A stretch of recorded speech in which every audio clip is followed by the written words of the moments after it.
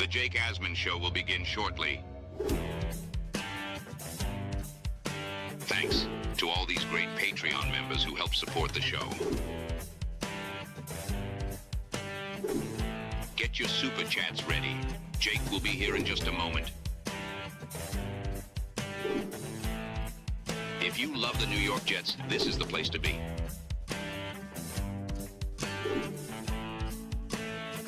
And now, the Jake Asman Show. Mock Draft Monday, baby. Todd McShay has a new mock that is out, and the New York Jets are making some huge moves in the first round. Plus, an exciting Jake Asman announcement at the start of the show. It's the Jake Asman Show. Boy Green joins me. Let's hit it and get it started. I let the organization down, and I let the players down, and that burns me. It really does. This season's on me, and we're going to work our ass off to get this shit exactly where it needs to be.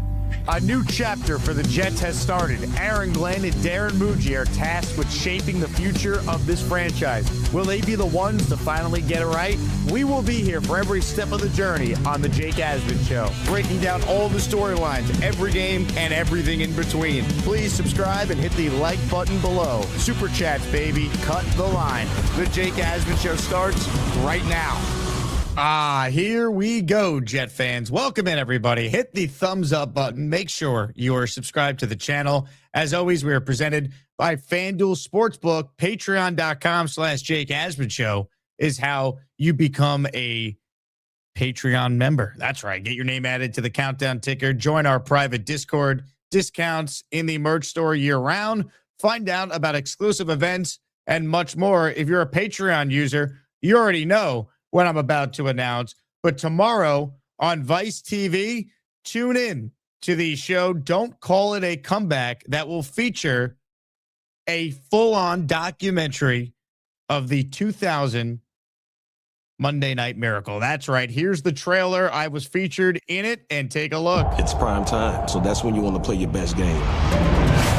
Definitely a historic rivalry between the Jets and the Dolphins.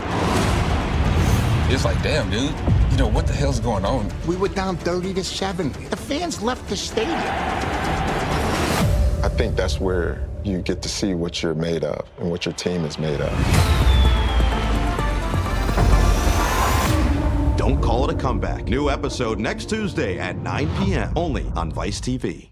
That's tomorrow. Shout out to Vice. I did the interview with them for the documentary over the summer. Fireman Ed's featured in it. Curtis Martin is in it. It's going to be really cool. I'm excited to see what it actually looks like. I've only seen the trailer, and whatever I told them when we did the sit-down interview in a New York City studio back in July or August, whenever I did it. So check it out on Vice TV tomorrow night. Yours truly will be on the dock with a bunch of Jets and Fireman Ed talking about one of the great wins in the history of the Jet franchise, the Monday Night Miracle. With that, we say hello to our good friend, Boy Green, Paul Eston Jr., who's up early every day streaming his show. BG, appreciate you staying up a little later to come on mine. What's going on? Yeah, I feel like a night owl. I got my walking around money. I could do some craziness over here on the Jake Asman Show late at night, but I don't know if I'm worthy. You're in documentaries now. You're at the Super Bowl. You're at the Senior Bowl. I don't know if I'm worthy, man, but yeah, welcome to the Jake Asman Show to myself, I guess. Wow. You kind of sounded like Kuiper there, which is like a perfect jumping off point because we're going to talk about his old partner in crime on ESPN for many years and Todd McShay's mock. But, you know, you mentioned the Super Bowl. Why don't we start with this? What was your reaction watching Sam Darnold win a Super Bowl with the Seahawks last night? Look at this, baby. Come on. We all were loving some of this action. Sam Darnold having a very prominent place here in the Boy Green, daily studios over here. Was awesome.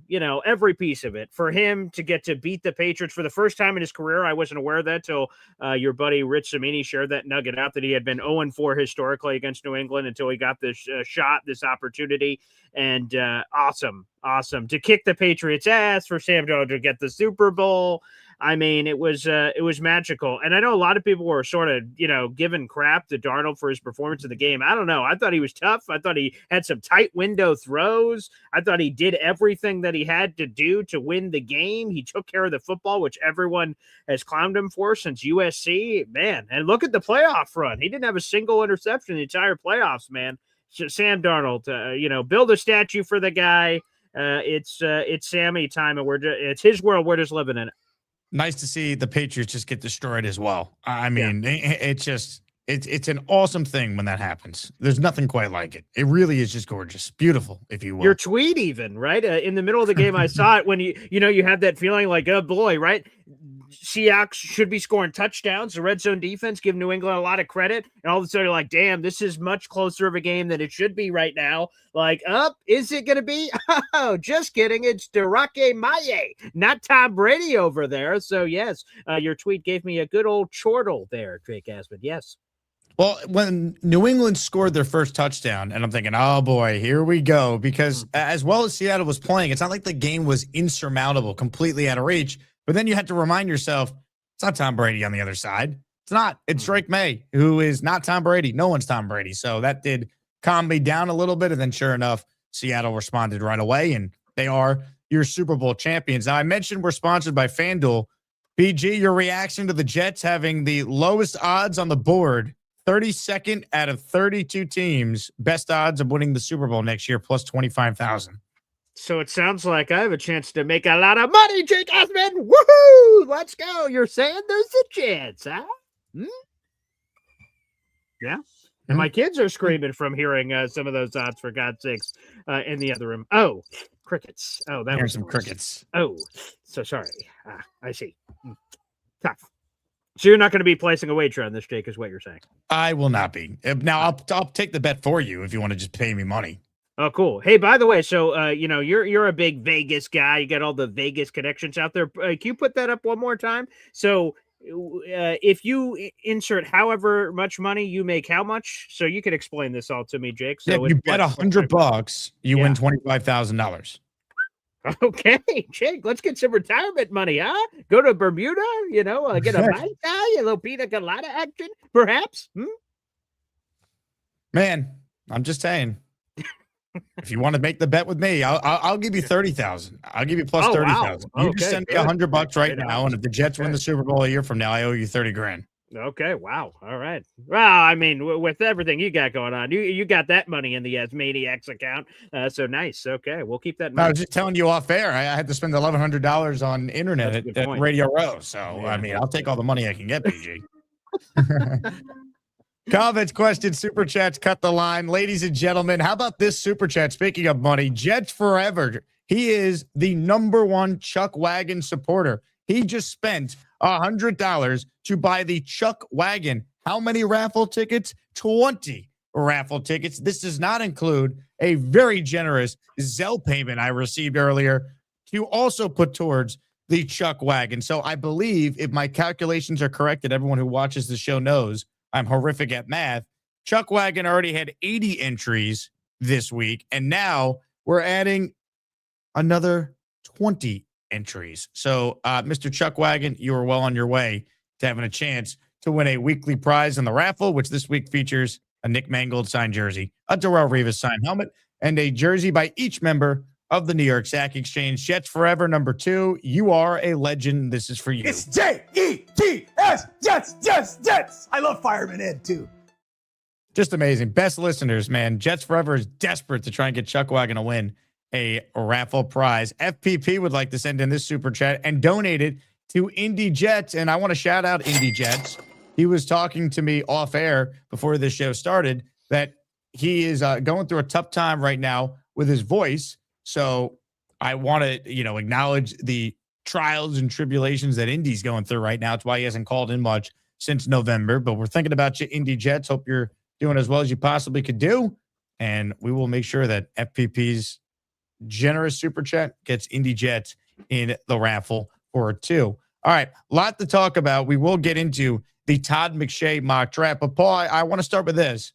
As we sit here right now, Jets are at pick 2 and pick 16. Do you have any strong convictions in what you would like them to do, or do you kind of go into it wide open with all the different possibilities that are out there? There is obviously a wide open amount of possibilities. That's because the Jets roster has so many holes that they could literally go in nearly any direction and potentially, fill a hole that makes sense. The Jets defense was terrible this past season. So if they just went aggressive defense, you could certainly make a strong case for it. Although Jake, if we're going to die no matter what, and like razor blades and lemon juice is going to happen, then maybe let's score a bunch of points and go down, swinging. Let's move around the board. Let's trade down. Let's trade up. Let's trade back from 2, up from 16. Some Jeremiah Love action, some Notre Dame Golden Domer, perhaps. Get some of that offensively speaking. Get a wide receiver, running back, perhaps for Garrett Wilson. What about some Cardell Tate action? Does that do it for you, Jake? Maybe Jordan Tyson, perhaps. Maybe that revs your engine. That could be another direction potentially that the New York Jets go at wide receiver. So, yeah, give me some weapons. Give me some toys for whoever the hell's playing quarterback for the Jets. Yeah. Your Kuiper impression is strong, I will say. Wow. Okay, great. Very strong. Very, very strong. Well, anyway, let's get into McShay's mock. I think McShay is one of the best doing it in terms of the draft. I saw him and had a chance to catch up with him briefly at the Senior Bowl in Mobile 2 weeks ago. So he was down there doing his thing. Well, I'm going to hopefully have him on the show when we broadcast from the Combine in a few weeks. Wow. Let's get into the mock here from Todd McShay. I don't want to spoil any of the picks, so I'm making sure that when I show the screen share here, because I get McShay's newsletter sent to me, I don't reveal all the picks here. But first one is obvious. Fernando Mendoza is going to the Las Vegas Raiders with pick 1. Now, I don't think anyone's surprised. Nick Faria. Whoa. Other than Nick Faria. Yeah, he might be the only one that is surprised that the team that desperately tanked at the end of the year is, in fact, going to take a quarterback at 1, which means the Jets have their pick of the litter. Any non-Fernando Mendoza player in this draft is available, and the New York Jets are now officially on the clock. And with the second overall pick in the Todd McShay mock draft of champions, the New York Jets select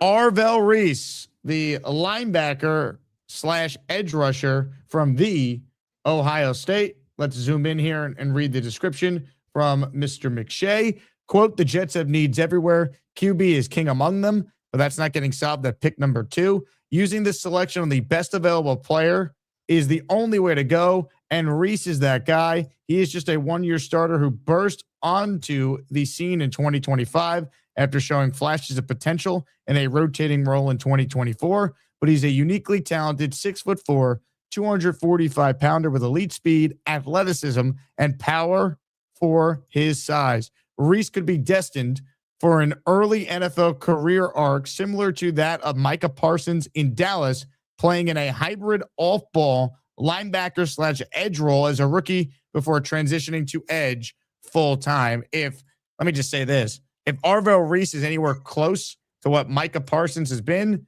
that is a home run selection. Now, if the Jets did this, Boy Green, your reaction to Arvell Reese at 2 would be what? Yippee-ki-yay, I just heard we got Micah Parsons, baby. That'd be sweet. And plus, with the Carl Dunbar hire, which, again, love that hire for the New York Jets, was with the Steelers for the last 8 years. There's been some whispers from former Jets defensive linemen that were under Carl Dunbar that suggest we may be going back to the 3-4 Rex Ryan days. And if that's true, people say Arvell Reese in the 3-4 with the Jets would be very nice, as whether that's that stand-up rusher or just playing straight-up linebacker, kick Jamie and Sherwood away from the mic because he struggled in that specific role last season. Then all of a sudden now you're cooking there in the front 7. So to me, that would be tantalizing. The Jets have the number 1 overall pick of all the non-quarterbacks, unless they just go crazy and go quarterback, which doesn't seem likely at this point. So you get the number 1 overall pick. You can have anyone else. Arvell Reese, Micah Parsons, sign me the hell up, baby. We need defense. Well, here's the thing with taking Reese. I like the pick. Yeah. They better have a real plan for what they want to do with him, though, because this can't be we think he's a linebacker and then, he's an edge here or there. Like, to me, he's an edge if you watch his pass rush ability. I think Buffalo Jet fans said this, and I agree. Add 10 to 15 pounds of muscle in the pre-draft process and say, hey, man, you're an edge. Go get after the quarterback. He's only 20, which means he might have the most upside of the other pass rushers we debate with Bailey and Bain. Mm-hmm. I like him a lot. I just worry about, the Jets' ability to coach him up. I do feel a lot better about this pick because I do agree Carl Dunbar is a good, proven D-line coach they brought in. So feel a lot better about that room with him being there. But the bottom line is, if you're taking Arvell Reese at 2 and he's going to need coaching to reach his potential, they better have a real plan in place for him. 100%. You don't want a jack of all trades, but master of none. Oh, wow. Look, I can do these 20 cool things really well. Well, that's cool. I need you to do one thing. Rush the passer. It's a premium in this league. We're taking a guy with the number 2 overall pick. That is a high asset to be able to use it on. So I agree. It's going to take a plan, which, a plan, yikes. The old Tommy Boy reference with the old Chris Farley and David Spade. When you have a plan and you got to think about it here, that could be a little nerve-wracking. But again, AG is going to be at the controls, calling the plays, it looks like, this year. And then to have a guy like Carl Dunbar, who, again, he used to play the position back in the 90s, has been coaching football for a very, very long time. Arvell Reese, obviously, would be in very good hands, which would make you feel better. But, of course, you absolutely need a plan for a player like this. Hit the like button, comments, questions, super chats, cut the line. Boy Green hanging out with us here.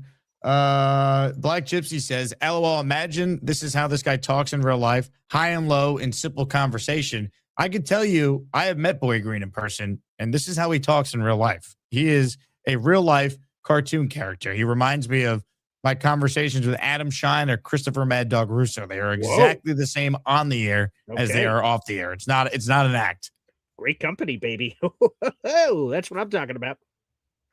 All right. More from this mock here. The Jets obviously are up at pick 16. So we will continue to go through what McShay has on the board for the Jets available. Pick 3, the first tackle is selected. Francis Maligoa to the Cardinals.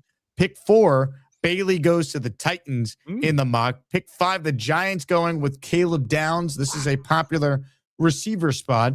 But Downs from the Ohio State's the pick.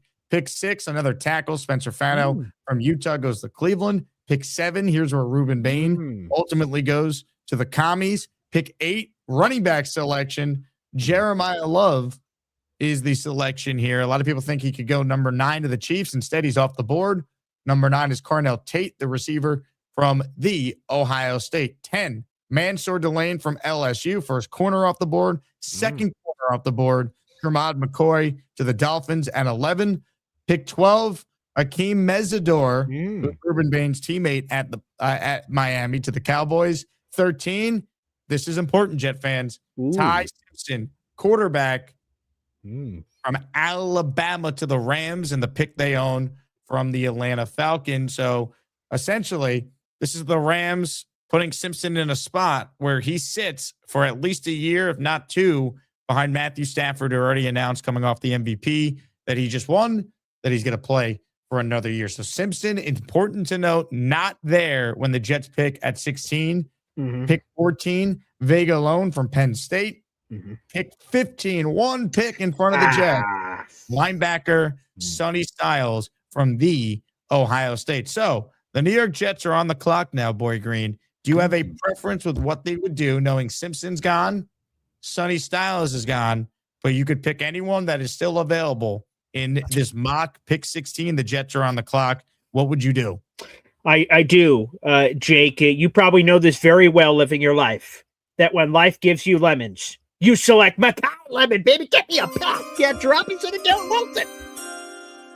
Makai Lemon is on the board, and that's who the Jets are taking in the mock draft. McShay writing, quote, quarterback will be next draft's priority. This year is about building up the rest of the roster with difference makers. Lemon is the best 6'2" receiver in the draft. He might be the best receiver regardless of size. Everything he does is full speed, and he's the cleanest ball plucker in the class. And his toughness, competitiveness, and yards after catch ability would be perfect alongside Garrett Wilson. The more I watch Lemon, the more I like him. I would love the idea of putting him in the slot with Garrett Wilson and friend of the show, A.D. Mitchell, on the outside. I think that would be a really strong wide receiver room, regardless who the quarterback is. And ultimately, if you're taking the big swing at QB in the 2027 draft, you're set up nicely for that guy to have real weapons in place. Yeah, I know some people would prefer Boston. He's the bigger guy. And the Connor Rogers mock draft earlier this week, he sort of dove into that possibility of getting some, sort of putting a basketball lineup together there at wide receiver. But I just want the best receivers. I don't care, tall, short, skinny, fat. I don't care. Just give me the guys that can create plays, get the ball in their hands. And that seems like Makai Lemon. That obviously fits a bill there with G-Dub. And let's just load up on weapons, man. So I didn't even know know that was Todd McShay? I'm learning Todd McShay's mock as you're doing it live here, so great. Great minds think alike. A little lemonade. I like it. I think if the Jets came away with Reese and Lemon, most fans would be very pleased with the use of resources there. Now, I would love for them to potentially get Sonny Styles if Lemon wasn't there, because I think he's such a good player. And Sonny Styles, I was talking with Gary Vee about this because Vayner Sports represents him. Sonny Styles might be a top 10 pick by the time we get to April.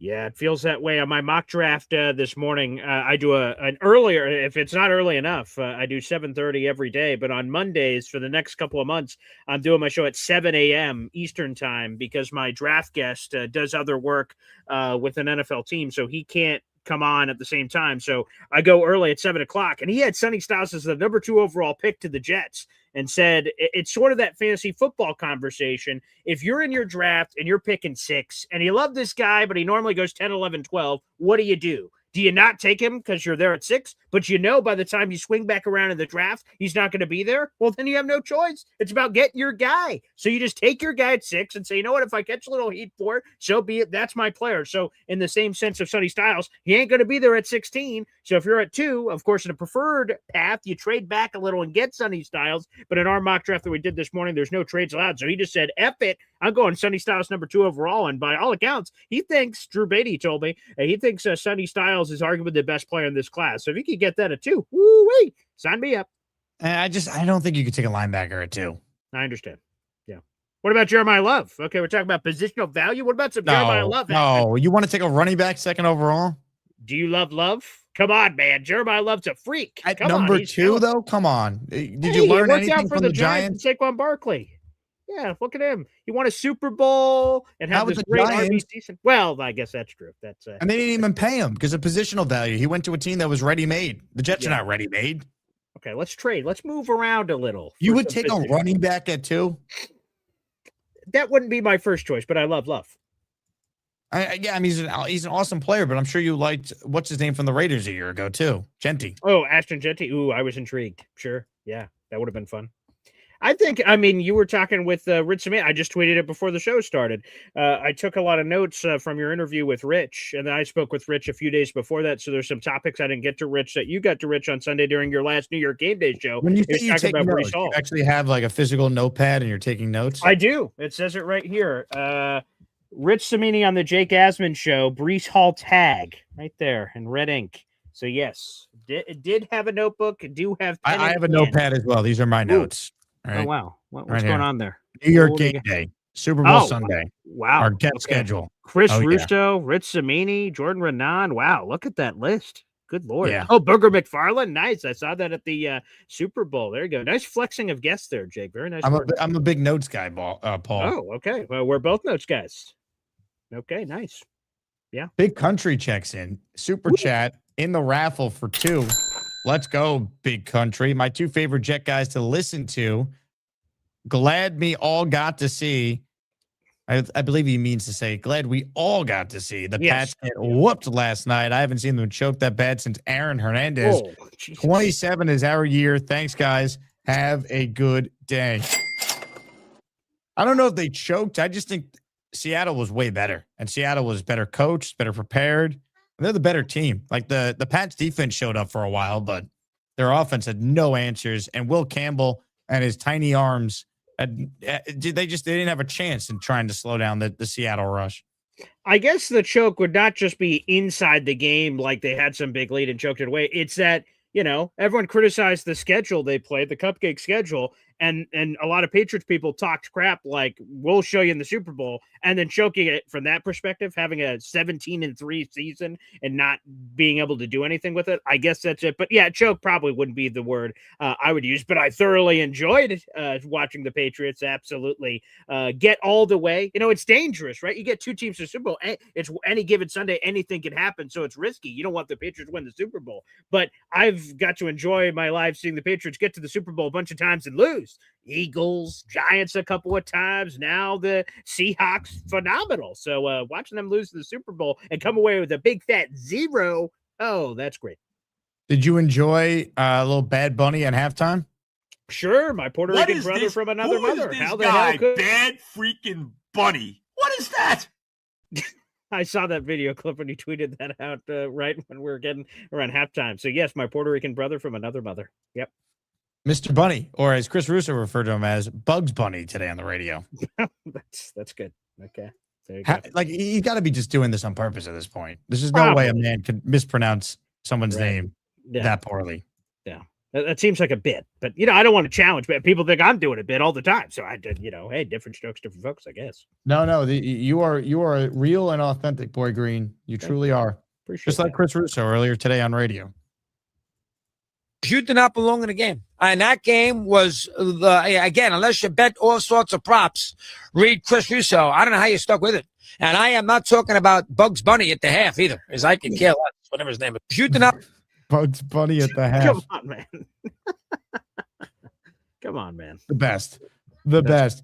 Comments, questions, super chats, cut the line. I'm going to throw the call-in link. For those of you who missed the first two picks, you tuned in late. The New York Jets took Arvell Reese in the mock for McShay at pick 2 and wide receiver Mekhi Lemon at pick 16. I don't think Lemon makes it to 16 if the draft is actually being held in late April and we get to that point. I just don't think he's there. So I think the Jets might have to move up if they want him. I could be wrong. Maybe they get lucky. You never know. JSN dropped to 16. Maybe the Jets could right their wrong and take a receiver at 16 this go around, but who knows? Two things here. So are you proposing that we move the draft up? Are you sending that into the National Football League so we can have the draft sooner so we can make Mekhi Lemon to the Jets more possible?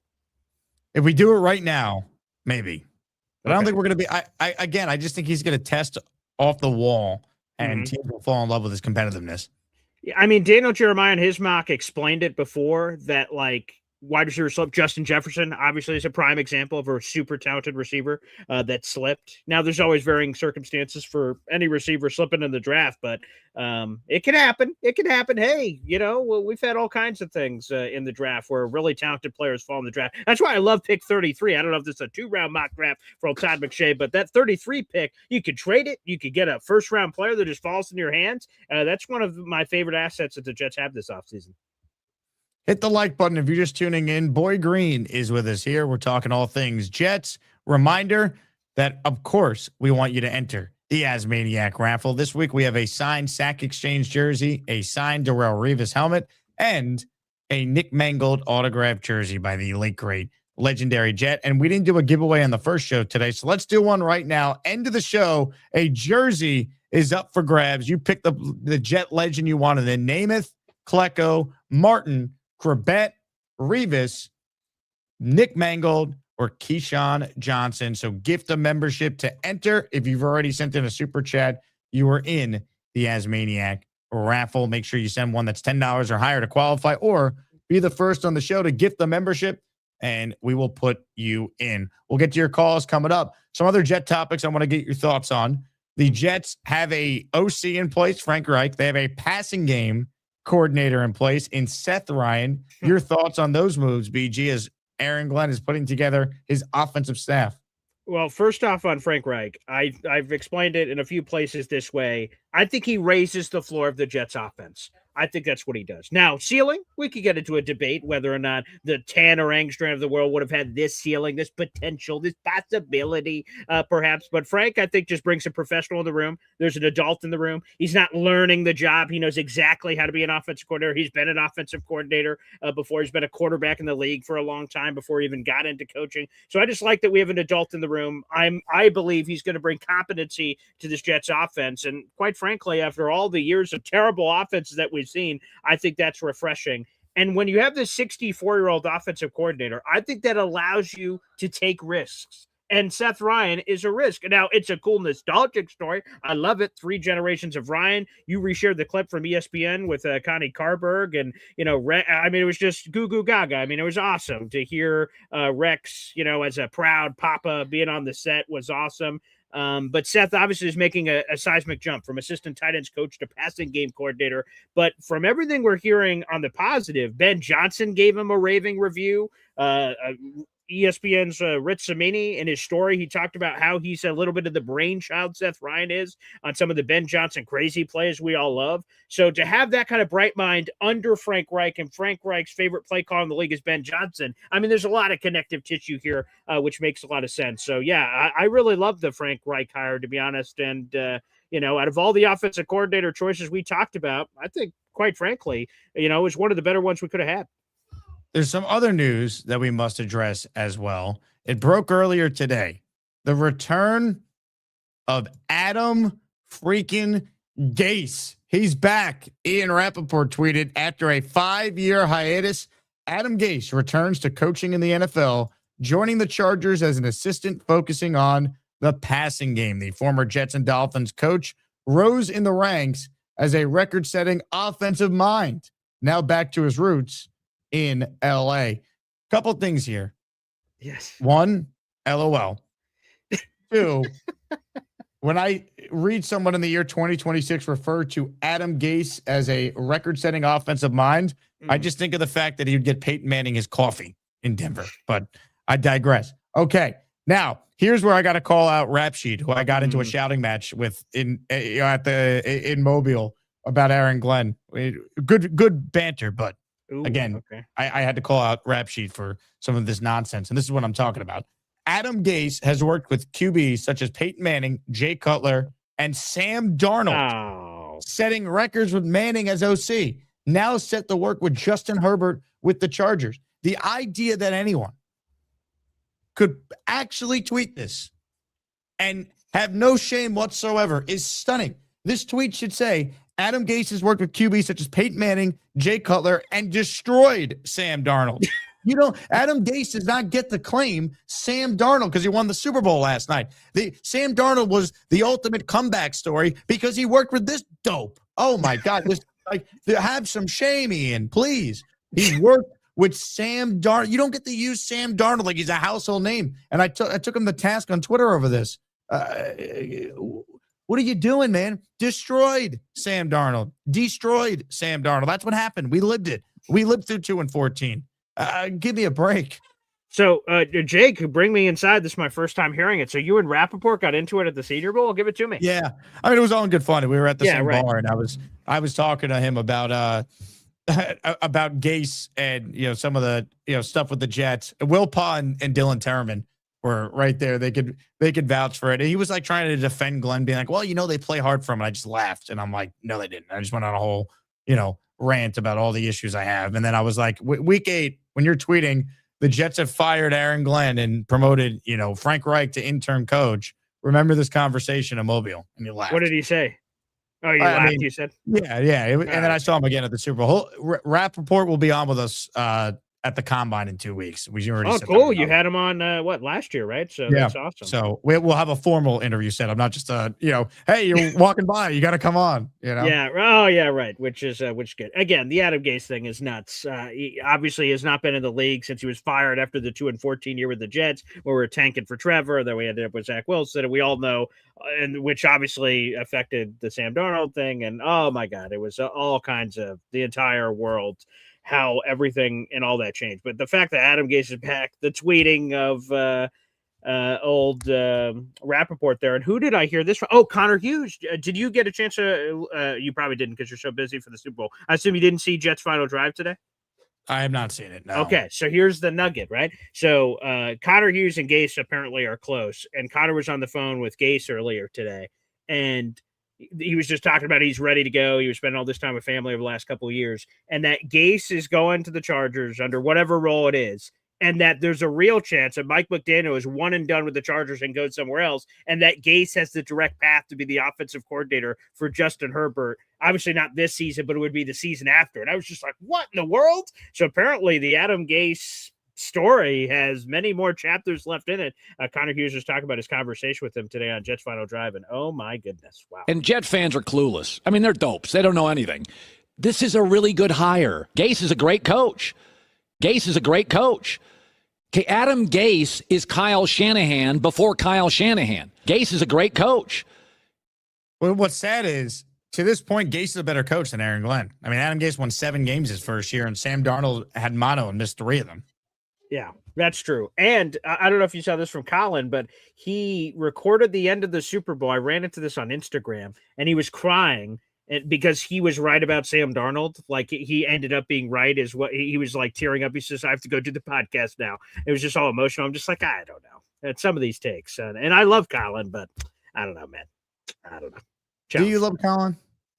I mean, I used to listen to him here locally, so he was part of our syndicate before, as I was moving all kinds of radio stations around here. So I guess there's maybe love is too strong. There's a respect, for someone who's done it as long as he has. So that was our radio station, or our affiliate of choice, excuse me, from whatever that was, 12 to 3, during my formative high school years here in New York, before I got into radio myself. So respect.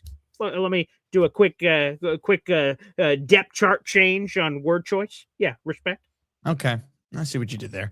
Hit the like button, comments, questions, super chats. They cut the line. Reminder, if you ever miss any of the show, we podcast all 4 hours. Typically, you get across both shows every day on Spotify or Apple. So the podcast provider of your choice, you can listen in to anything you might have missed from the YouTube show. That's right. Both shows every day available on either Apple or Spotify. Let's get to some calls now, shall we? Ladies and gentlemen, there's a man on the line with a bad back. Yeah,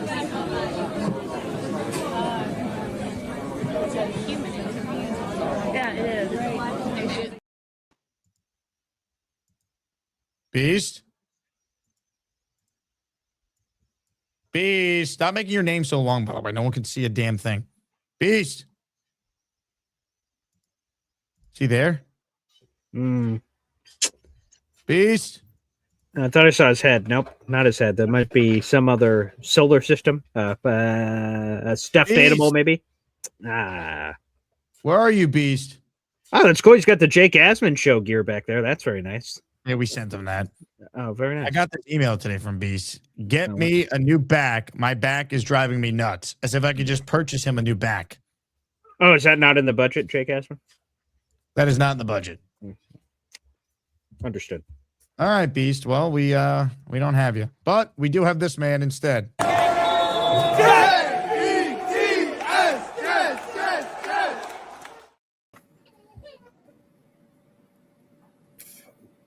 What's up, fellas? Hello, Neil. I'm like the Seattle defense. You killed my thunder. I was going to do the Adam Gase is a great coach. He's a great coach. Jeff Van's stupid. I was going to do that, and you showed the damn thing right when I was going to open with that line. That was the best. Come on, Jake. Jake, God damn it. You with your little things, you got those fingers working. You got a million of those little things in the background. I don't know how you pull them up. Anyhow. Okay. Anyhow. I was listening to a lot of your shows on Super Bowl week. I think you did a fantastic job with the interviews. I'm sorry to hear about Indy Jet with his voice. I hope that gets a little bit better. I can't believe I feel really bad about the big toe there. Bobby. Bobby, yeah, he's taking that really well. I got to tell you. I don't think he realizes the magnitude of what he's about to do. He must be on a lot of morphine or something because that's a bad man. Listen, your big toe is important. If you're going to Bobby Midnight announced that his big toe will be amputated today. Jesus. Oh my God. Really? That's bad. Wow, that's not good. I hear they say all kinds of things about your balance and all kinds of things are regarded that old big toe. I don't know, man. Anyhow, I have no comments about the draft. As you guys know, I am a draft illiterate, although I did spend a little time watching college, and I get a lot of comments from my friend Peter Castro, and I love when he talks about college players because if you think he can't pronounce pro names, when he goes to college, it's hysterical, Jake.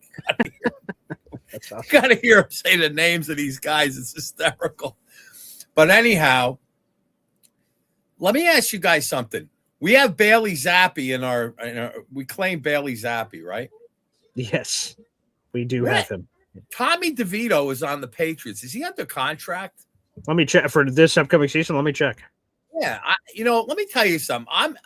How about this for a room? Jameis Winston, Jacoby Brissett, Tommy DeVito, and a rookie. You're not going to be able to get both Brissett and Winston. Both are under contract, so you're not going to trade for two of those guys. All right, I could live without Winston, because Tommy's a restricted free agent, so it looks like they'll be able to get him back for dirt cheap if they want him. That means they have the first choice on him? Basically, yeah, right. They'll be able to tender him. Oh, shit. All right, well, that's probably why they gave up Zappi, right? They probably I would made a assume so, determination that DeVito is better than Zappi. But Zappi hasn't been there in a couple of years, right? With New England? Yeah. He's Look, Brissett, I'm warming up to the Brissett idea a lot now. I was a Kyler Murray, and I started that whole ball rolling down that little tiny pebble, turned into a gigantic snowball when I first started talking about Kyler Murray and got a lot of laughs about it. Now I'm starting another little snowball with Jacoby Brissett. Why would the Cardinals trade Brissett? Everyone keeps mentioning Brissett, but they're going to get rid of Murray. And who's their quarterback if they move on from Brissett as well? Well, ESPN says, or Fowler, let me not just say generically ESPN, Jeremy Fowler says the Cardinals are going to be in on Malik Willis, and that basically they don't like any of the quarterbacks. They'd blow it up, trade Kyler, trade Jacoby to start from scratch, apparently. Willis actually makes sense for them because think about it. Mike LaFleur is the head coach now. His brother Matt got the most out of Malik Willis, so it's the same offense. So I actually could see that making some sense.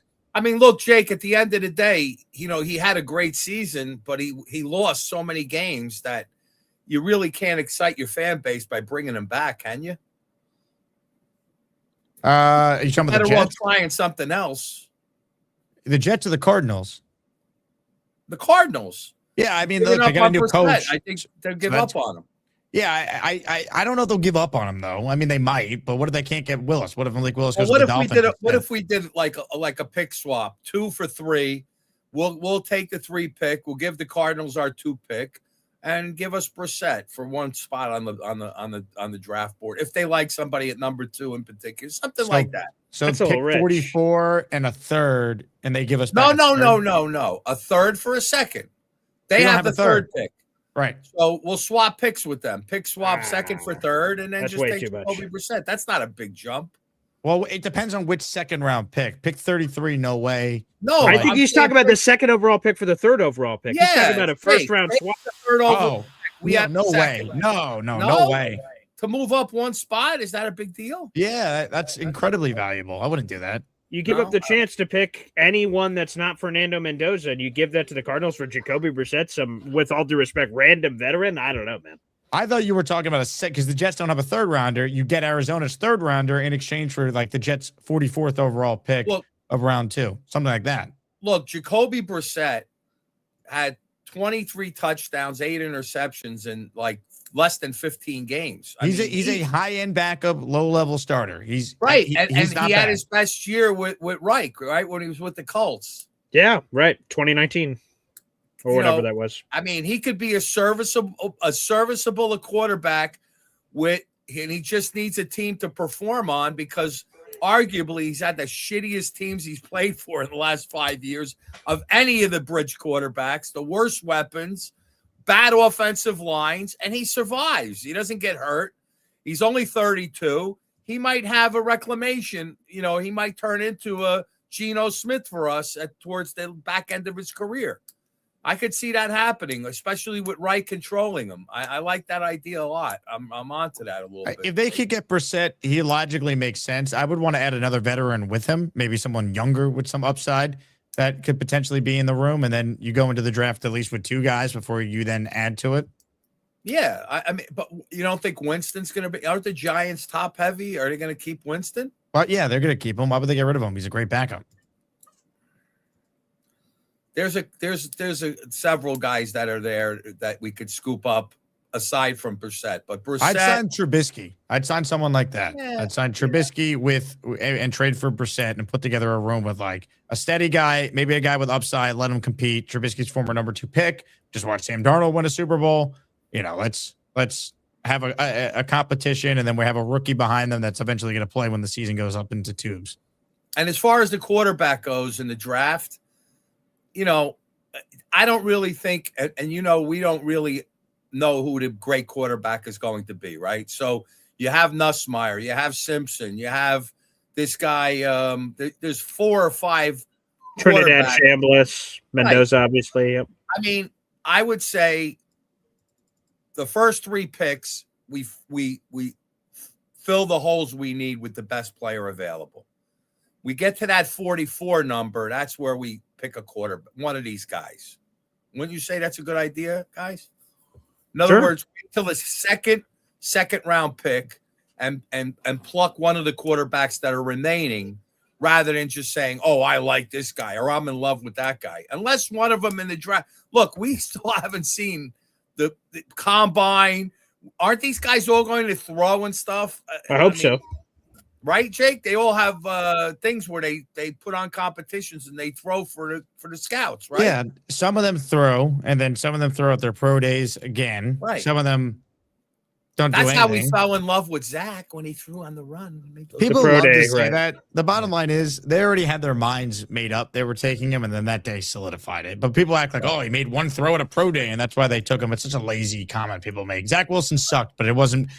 He sucked on his own, and the Jets got the pick wrong, but they didn't get it wrong because they saw him make a throw at a pro day, and they took him second overall. That's not what happened. Right, because the other teams all wanted him. The Eagles wanted him. The 49ers wanted him at 2. So, like, everyone says, the Jets at 2. Who else would have? All of those other teams, if they flipped place with the Jets, they would have taken Zach Wilson.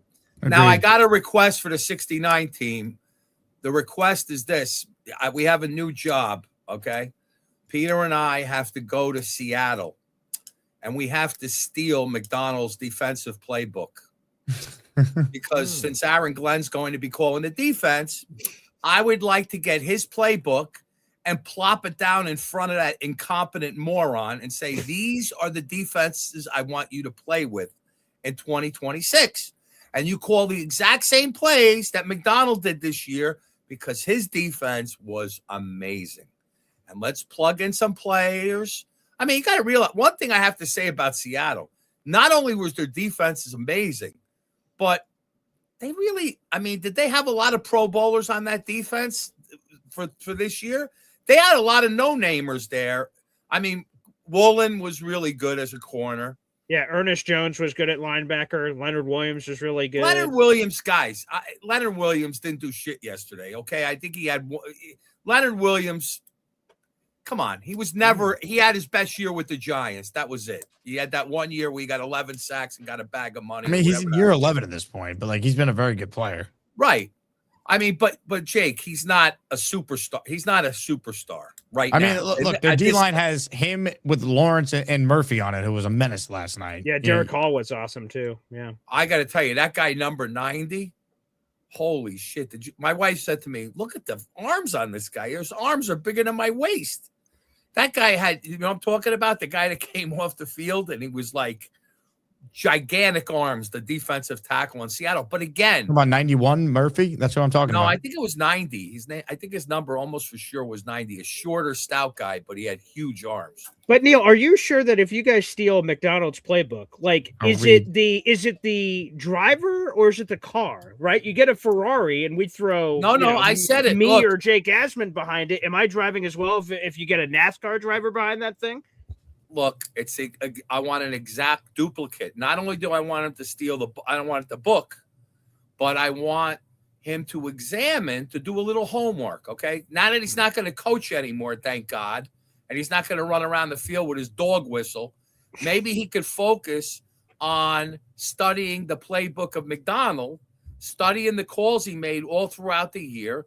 And our defense will probably have a major step forward. I can't get any worse. Just don't let go of the rope. Just don't let go, Neil. Glenn's got a plan. Oh, the rope is around my neck. And it really hurts. No. Get ready for Neil. He will make 13 points about the New York Jets and maybe hump a Patriots jersey. Get ready for Neil. He's probably smoking a big fat cigar and burning his house to the ground. That's Neil. Hang in there, Neil. Don't worry. Glenn has a plan, and it's a damn good one. Comments, questions, super chats, they cut the line. We don't have a ton of entries in the raffle, so we'll do probably the daily raffle. We'll push it to the first show. But if you do want to enter a weekly raffle, I announced the prizes earlier today for those of you just tuning in. 3 outstanding ones for Friday's raffle. We're moving raffles to Fridays in the offseason, a little Football Friday feel for the Asmaniac raffle. Nick Mangold signed jersey, Darrelle Revis signed helmet, and a jersey signed by each member of the legendary New York Sack Exchange. Appreciate everyone who's tuned in. Click the like button. That's the thumbs up button. Make sure you are subscribed to the channel. Earlier, we went to this guy, and he was nowhere to be seen. Is he back? You could kiss my big, big ass. Woo!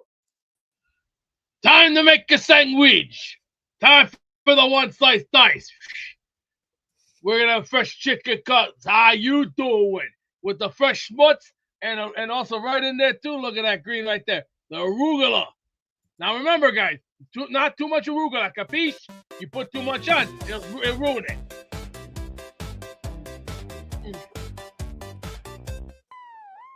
Delicious.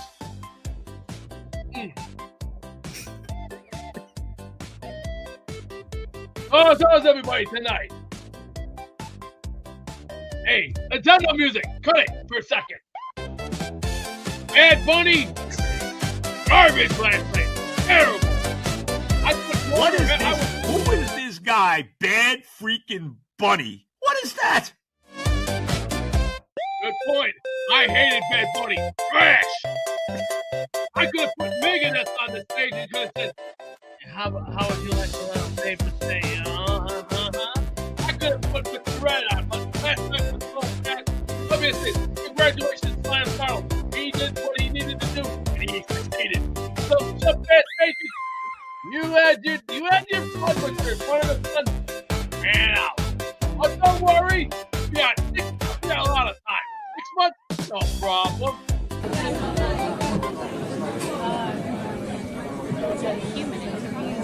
Yeah, it is. Tremendous stuff there from the Beast. Salient points were made, Boy Green. Your thoughts?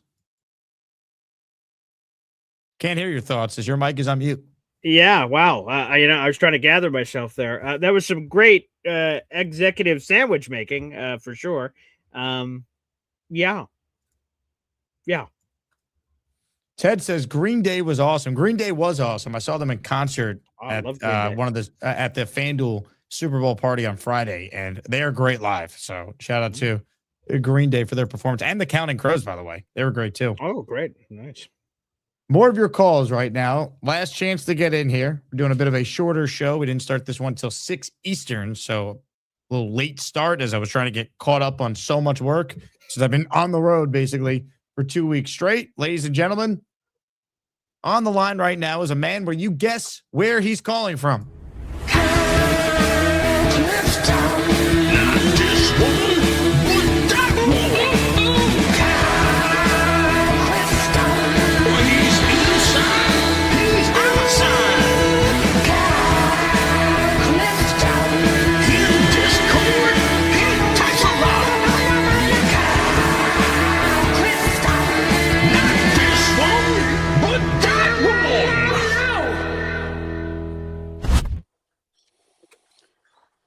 As Paul can tell you, Jake, I called in this morning and was passionately extolling the values of the big cat Leonard Williams. So I don't appreciate Neil with his Leonard Williams slander.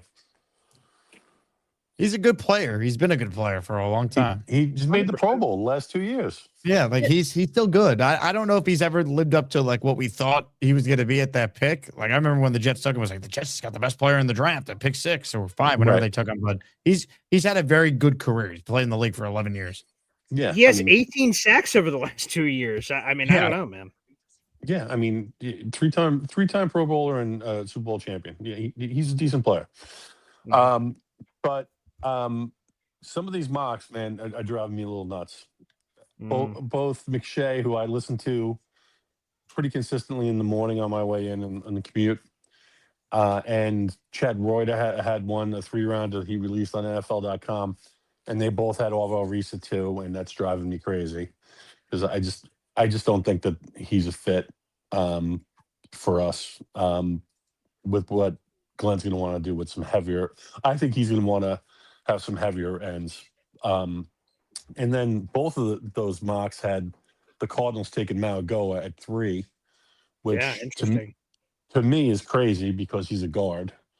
But maybe they see him as a right tackle. Even for a right tackle, that's rich to take a right tackle at 3. But what I did like, what I saw today was Roy's second round. He had the Clemson defensive tackle Woods Peter there for Woods, us at 33, and we stuck and picked. And then at 44, Malachi Fields, which would be our true X, who Golden Domer, baby.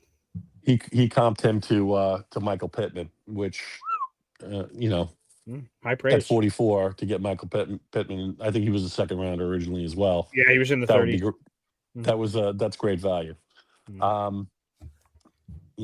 My whole thing is think about value. Think about this might not be the best draft for value, but don't be a slave to it. Like break from it when it makes sense.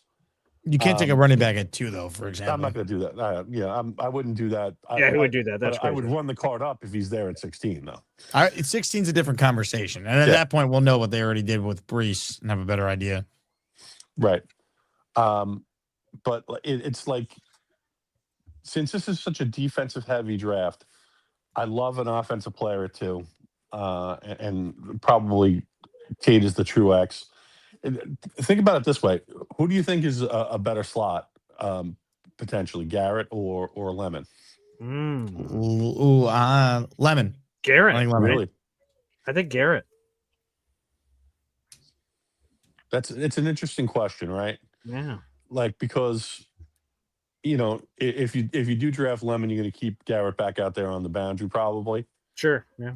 And then AD becomes your X, and he's kind of smallish for a true X.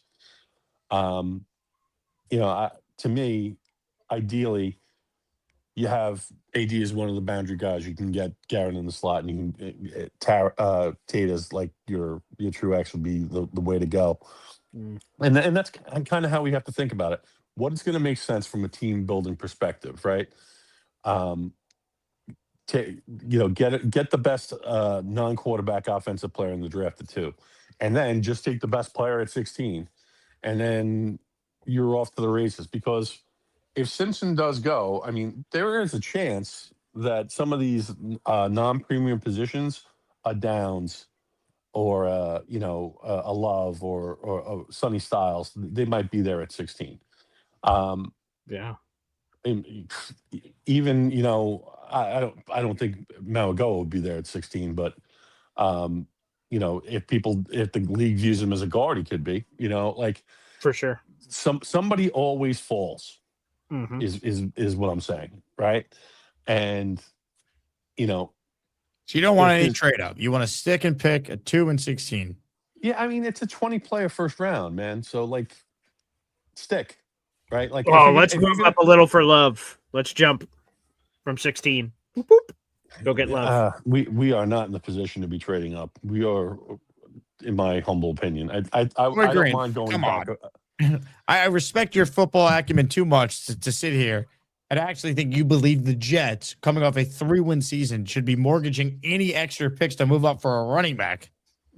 Hey, it's an Aaron Glenn identity, baby. Pound the rock. What's the identity? Losing? Oh, that's not nice. That's the identity. It's go back if it's there, right? Like, but in the top 20, like the 16 to 18, from 2 to 9, like those are the moves, right? Because I don't really care who they take as long as they're a good player that can help us. And to me, there are about 20 good players, and after Mendoza, who might be a different maker at quarterback, a lot of these guys seem to be the same talent level to me. So you should root for the McShay draft, right? Ty Simpson going like 12-13 to the Rams, and then one of those guys falls. I would love it for Simpson to not be there so the Jets aren't tempted to pick him at 16, because I don't want him. Well, that's who Reuter had the Jets taken at 16. He was there, and they took him. Could be. I think it would be hard for them to pass on him if he were there at 16. I think the Jets are going to be very tempted. Or What's you're that? saying you're saying it'd be hard for you personally to do it, or No, just not for me Jets personally, doing for the Jets. I agree with that. because he's the second quarterback of the class. So if he was on the board and the Jets and the pressures and however AG's feeling, I could totally That makes a lot of sense. And I don't know if they look at it this way, but it's a bonus pick, right? It's a sauce trade. This is an extra first round pick, and to have an extra swing that in theory they'd be able to use on the second best quarterback of the class, I could see their perspective on that. And so much is going to depend on what happens in free agency, whether they can get some competency in here in the quarterback room. I think I was saying, and I've been saying that I think the Cardinals are the best fit for Malik Willis because of the cap hell with the Dolphins, and that's about to get worse if they move on from Tua and Tyreek. But it makes a lot of sense for the Cardinals to go in on Willis to me. That's pretty much all I had, fellas. I really appreciate your time. Great show, and keep up the good work. Nice Kyle? waterfall. Yeah. Yeah. That, by the way, is that an inside or outside? Oh, that's a little bit of both. I think that was Addie's way of bedeviling you guys. So. Oh, that Addison. That Addie. Can you hear me? Jeffrey Epstein. Good job. The show must go on. Hit the like button. Comments, questions, super chats, cut the line. We've gone an hour and not a single membership has been gifted to the best community in sports, the Asmaniacs. So I'm changing that right now. I'm purchasing a membership. If you get one from me, we'll put you in the weekly raffle. New set of prizes for this week. So, ladies and gentlemen, one gifted membership from yours truly has been bought. Hit it, Woody. Thinking is overrated. But gifting is not. Listener Joe McClough is the recipient of the membership from yours truly. Joe, you were in the Asmaniac raffle. More of your calls right now. Dion in New England is next on the show. Hello, Dion. Hey, bud. How are you doing? What's up, Dion? It's got to be sweet to be a Jet fan in Patriot country today. I'm not going to lie. I was here in the apartment last night, and literally my neighbor's Chris. He's a nice guy, really nice guy. But him and his buddies came out last night screaming, like not in a good way screaming, just I feel for you, like kind of, but not. And I kind of laughed about it. So it was something I kind of just wanted to share on the show because I love your show. And it was a great moment. So that's awesome. Love that. Yeah, like it was honestly like I'm not a vindictive person. I'm not an evil person. But when it comes to the Patriots, they've caused so much pain in my life for all these years. So it was kind of fun to see that firsthand. That's all I'm saying. It's not a rite of passage. The Pats get to go to the Super Bowl every year after they just had a dynasty. So the fact that they were bad for 3 years and are right back in it with Vrabel in year one and May in year two, and they had the easiest path. They literally played the easiest regular season schedule ever, and then they had the easiest path I've ever seen for a team to get to the Super Bowl with the quarterbacks they went through and the backup they faced in the championship game. So it was nice to see them get the beatdown they were owed because they were a good team. They were covered by some like they were a great team, and they were certainly not that. No, I really do. I think they are a good team, and I think they're up and coming. Like I really do. And that's what scares me. But it was at least nice to see them failing. And honestly, like I was really happy for Sam. Like I was a Seattle Seahawks fan for like a night. Like I was rooting for them so much, and it was like so nice. Where like I'm sitting here over my couch, and I just hear Patriots fans like screaming next door. So it was good. Like for me, it was a good day as a Jets fan because we don't get many of those. So, I just wanted to share that, with you guys, with Jets fans and Jet Nation. Hell yeah. Well, Dion, great jersey. And that's an awesome story, man. Mango, baby. Love it. Mango. Love it. Dion in New England checking in. Let's go to my guy, Dominic D'Angelo, who's next on the show. What's up, Dom? Yo, what's up, guys? How are you guys doing? Dom, what's up, dude? Nothing too much. Just I kind of echoing his statements too. I was just really, really happy for Sam yesterday. I mean, I know we all are in a lot of ways, and the whole contingent. And I think it's so funny too how everybody wants to just dump on the Jets constantly. And I get it, but it's also like so many of these other teams made this mistake of moving on from them. And now the fact that he mentioned the seeing ghost stuff while he was with the Jets. And then he just sticks it to the Patriots. He didn't play great, but I almost kind of didn't mind that he didn't play great. He managed the game, and you think about it in the grand scheme of it all, it's true the stat that had no turnovers, right, throughout the whole playoffs. Throughout the entire playoffs, correct? Yeah. Throughout the end, it's like that's amazing, and it's just like, and the fact too, I think about like just the Patriots throughout this year and how like Vrabel was like F him, said that moment, like he was caught saying all that stuff, and like all this kind of aspect of it all. While the Jets did not do good at all this year, this kind of felt like a bittersweet consolation prize. And so I was super happy with the Super Bowl. And I liked the game itself. Like that Seattle defense was amazing. And I also liked the halftime show. I know that was such a polarizing topic too, but I really enjoyed it. It felt very positive. What is this? Who is this guy? Bad freaking Bunny. What is that? Yeah, I mean, again, I like kind of tuned out a half. I just didn't understand it. Like the production was off the charts, but I don't speak Spanish, so I don't know what was being said. But like the production was cool, but like that's all I really have for halftime. Yeah, but overall, like just super happy for Sam. Some really cool moments. Jake, I don't know, it might have been you. I just looked on X, but somebody shared the moment between him and his parents. Yep. And I thought that was super, super cool. I quote tweeted it. NFL Films shared it. It's pretty amazing. Oh, that's sweet. Yeah. And Dominic, look at that RVD, baby. Rob Van Dam. Yes. I host a show with Rob Van Dam. What? Like, tonight. Whoa. I'm going live tonight, like at 9:15. I've been trying to get Beast to tune into it because he's always mentions ECW on here. And I'm like, Beast, and I don't want to like plug my stuff on here like crazy, but I'm just like, Beast, tune in. I do a show with one of ECW legend, and you never respond. I love RVD. That's so cool. Yes. So RVD. RVDTV.com. RVD TV. Beast, I do a show with Rob Van Dam, okay? I've been very busy lately. My schedule's been a little cranky mess. So in the words of that thing, all right, well, tune in, man. Tune in. We get ECW guests on all the time. Stan, man, you name it. We've had everybody on. Tell you what, I'll see what I can do for you, kid. But I just had a little sandwich. Okay, Beast, I'm your age. Just good luck with that one. Dom, good attempt. But let's be real. You might host a show with Rob Van Dam, but your social media work for the Jake Asman show was really your crowning accomplishment. That is. I know. I echo that sentiment all across Pittsburgh here.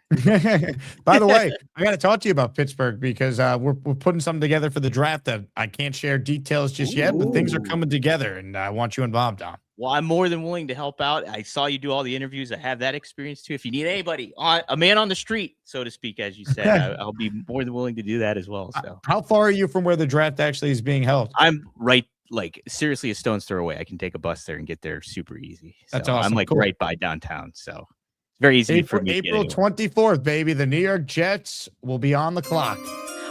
You're gonna get my Kyle Brady shocked face when they draft somebody horrible, and I'm just gonna be like, why? No, sap.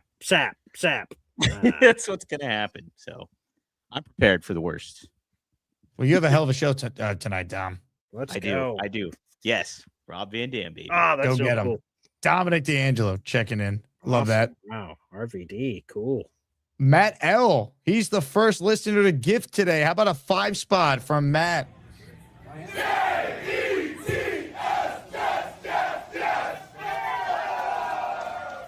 If you hear your name called, you're a channel member. MM Rocketeer, Nate is mid, Matt NY Jets, Uno17, Hatton Scout, all receiving a gifted membership from Matt L. Jet fan. Appreciate you, Matt. Thanks for always supporting the channel. Christopher Wheeler became a channel member, entered himself in the weekly raffle for one. Thank you, Christopher. Let's continue with your calls before we wrap this baby up, as Maniac Madness is upon us, and last year's #1 overall seed is on the line. Hey, Charles! You'll never get my chicken soup recipe. Hey, I'm not saying that Glowski takes steroids. I need some of it. Hey, Charles! Who is that lovely lady? Send it this way, Charles! Hello, Jake. Hello, Boy Green. Paul Green, Charles. how are you doing? Oh, wow. It's a pleasure, Charles. Our boy did it, guys. Our boy did it. Our boy Sammy D stopped the 7th Super Bowl championship for New England. Amen to that, brother. How do you do? I feel great. Thanks for calling in, buddy. Apparently, Jake must have took some steroids for his voice. That's interesting. Wow. I don't know what you're talking about, Chuck. Now he took some fucking helium. That's great. Don't you curse on my show, you piece of. Go yourself. How dare you, you piece of. I knew I would get that reaction. I just wanted to see your reaction, Jake. Love you, buddy. I had a Super Bowl party yesterday with 3 of my friends, Colin, Thomas, and Preston. We had meatballs, pizza, and sub sandwiches. Who's your favorite friend of those 3? That I will not say. That is between me and them. No, but we had a great time. Give me your top 3 right now. That I will not say. I'm sorry, Jake. You can tell me you can give me any form of persuasion you want. I will not tell you. It's Thomas, Preston, and what's the last person's name? Colin. I'm going to say Preston 1, Colin 2, Thomas 3. That I will not say. I will not say you were wrong nor right. But in the meantime, as for the halftime show, I thought it was all right. I thought the presentation was great. I wish I had an English translator, but Colin 2, Thomas 3. You know I'm right, Gorman. You sick bastard. yes, I am a sick bastard, Jake. We all are. We're all sick bastards. And I was happy Green Day was at the Super Bowl. I love Green Day. Yeah. What did you have? Give us more of the food spread breakdown. Well, we also had a vegetable platter. Okay. Of course, Gary would say, "Oh, don't eat your vegetables; they'll kill you." That's a different story for another time.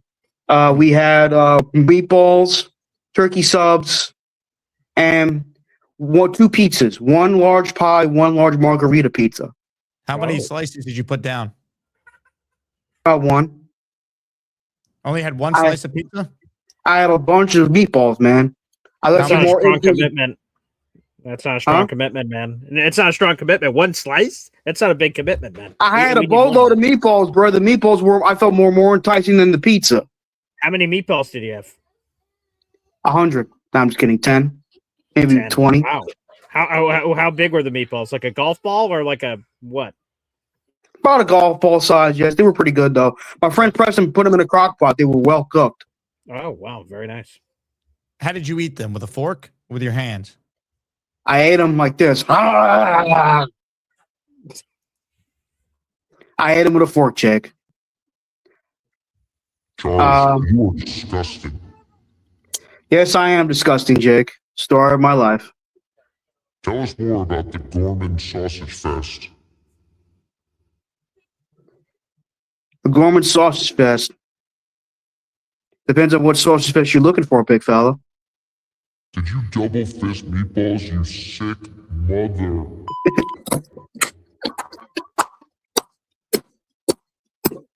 I needed this, Jake. I needed this. Charles, I needed this. meatballs, you sick piece of. You kiss your mother with that mouth? Unfortunately, I do.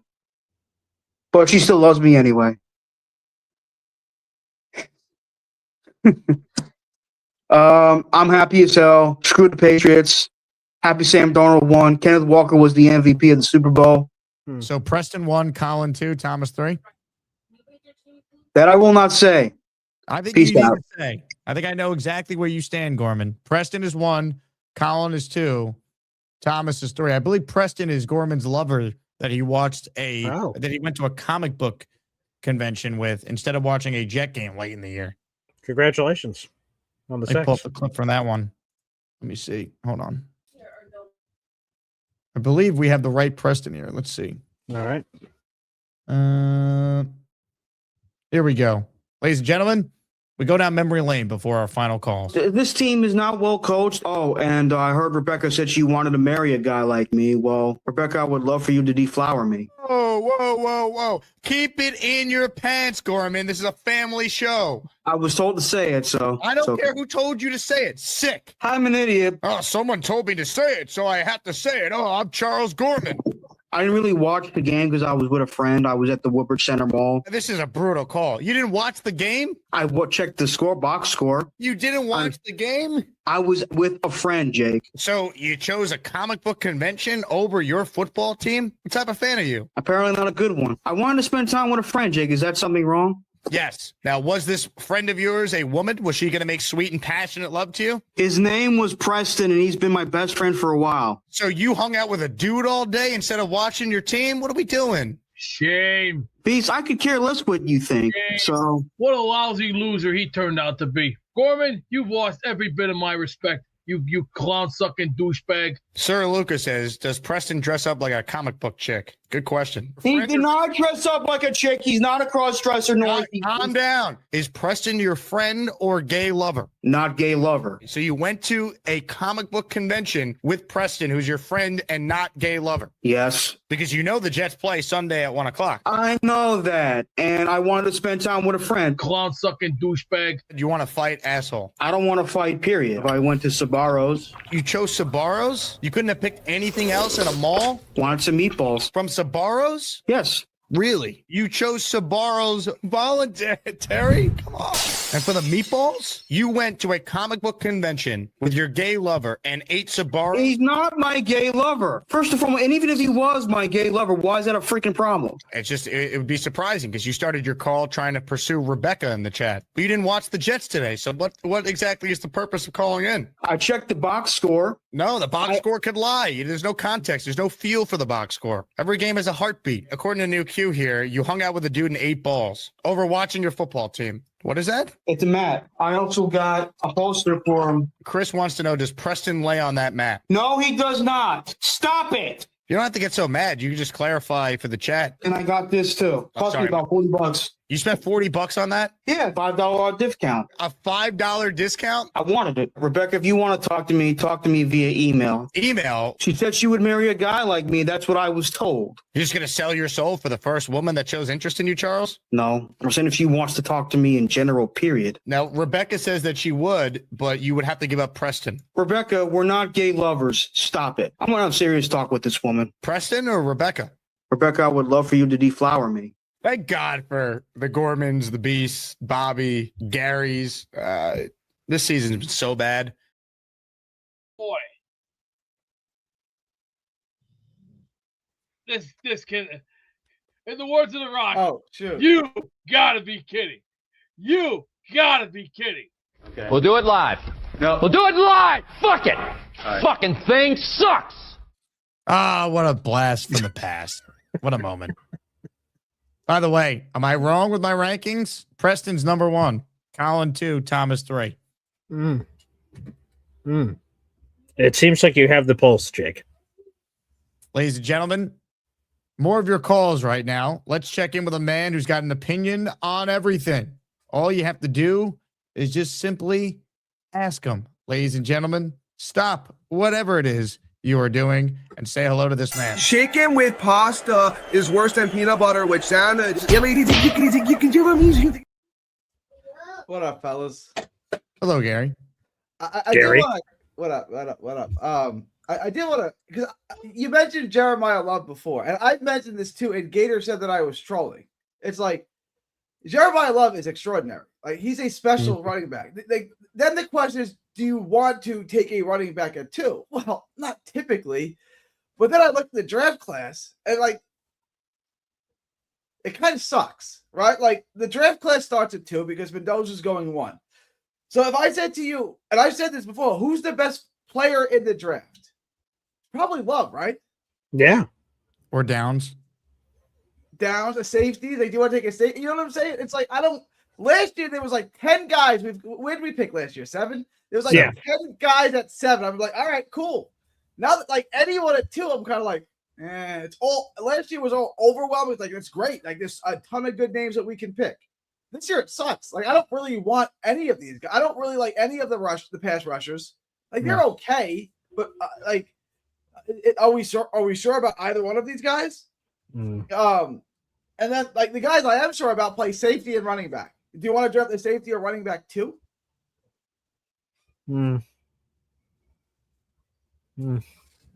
Yeah, that's sort of like the whole draft to me is kind of. Yeah, but I think you're minimizing the value of the player the Jets could still get at 2. Like, I still think David Bailey or Ruben Bain or Arvell Reese could be awesome football players. Like, I don't think the drop off with them from a talent standpoint is that much lower than Jeremiah Love. And again, I don't believe in taking a running back at 2. If he's there at 16, I get it. I'm not doing it at 2. He ain't there at 16. Like, he ain't there at 16. He won't be, and that's fine. But I don't think the Jets are the team that should take him. Like Genty, we said the same thing about him last year. And look what happened with him. He went to the Raiders, the worst team in football. I would say I love Love, but Genty was a beast. I probably would have ranked if they were in the same draft class. I probably would have taken Genty. I know you liked him last year. I remember. Yeah. I'm not even saying he's a bad player. He was on an awful team, but the Jets were 3-14. They have other needs.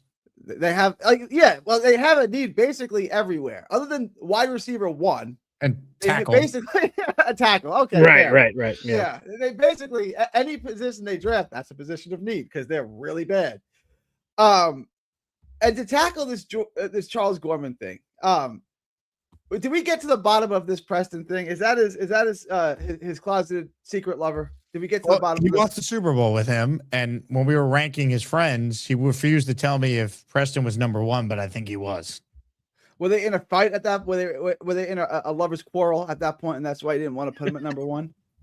Not to my knowledge. Okay. Is this platonic or is this? I mean, I think dudes should have best friends. I have a best friend. Sure. I don't. Yeah, I don't go to comic book conventions with. I watch Jet games with them. Fortunately for me, he's a Jets fan and a Mets fan. I watch games with them. I've been to games with them. I don't skip games to go to comic book conventions typically. To me, that sounds a little fugazi, honestly. Is that what the kids are calling it? We went to a comic book convention. Is that what they're calling it? So you don't think there was a comic book convention? It sounds like. I'm just asking. I'm asking questions. I don't know. I don't know. Everything these kids say these days are in code words. So I'm just asking. Was there any advertisements? Can we confirm that there was a comic book convention? Like, is there a link that we bought? Didn't he buy something at that comic book convention? Right? He bought like a picture the of super him mirror thing. Yeah. Yeah. How did we know that that's from the comic book? Oh, that's a good point. That could be an old photo. Yeah, that's a good point. Yeah. So, I mean, he has an alibi. I don't know. And then this other chick in the chat. I'm sorry. Rebecca. I'm sorry, Rebecca. Yeah.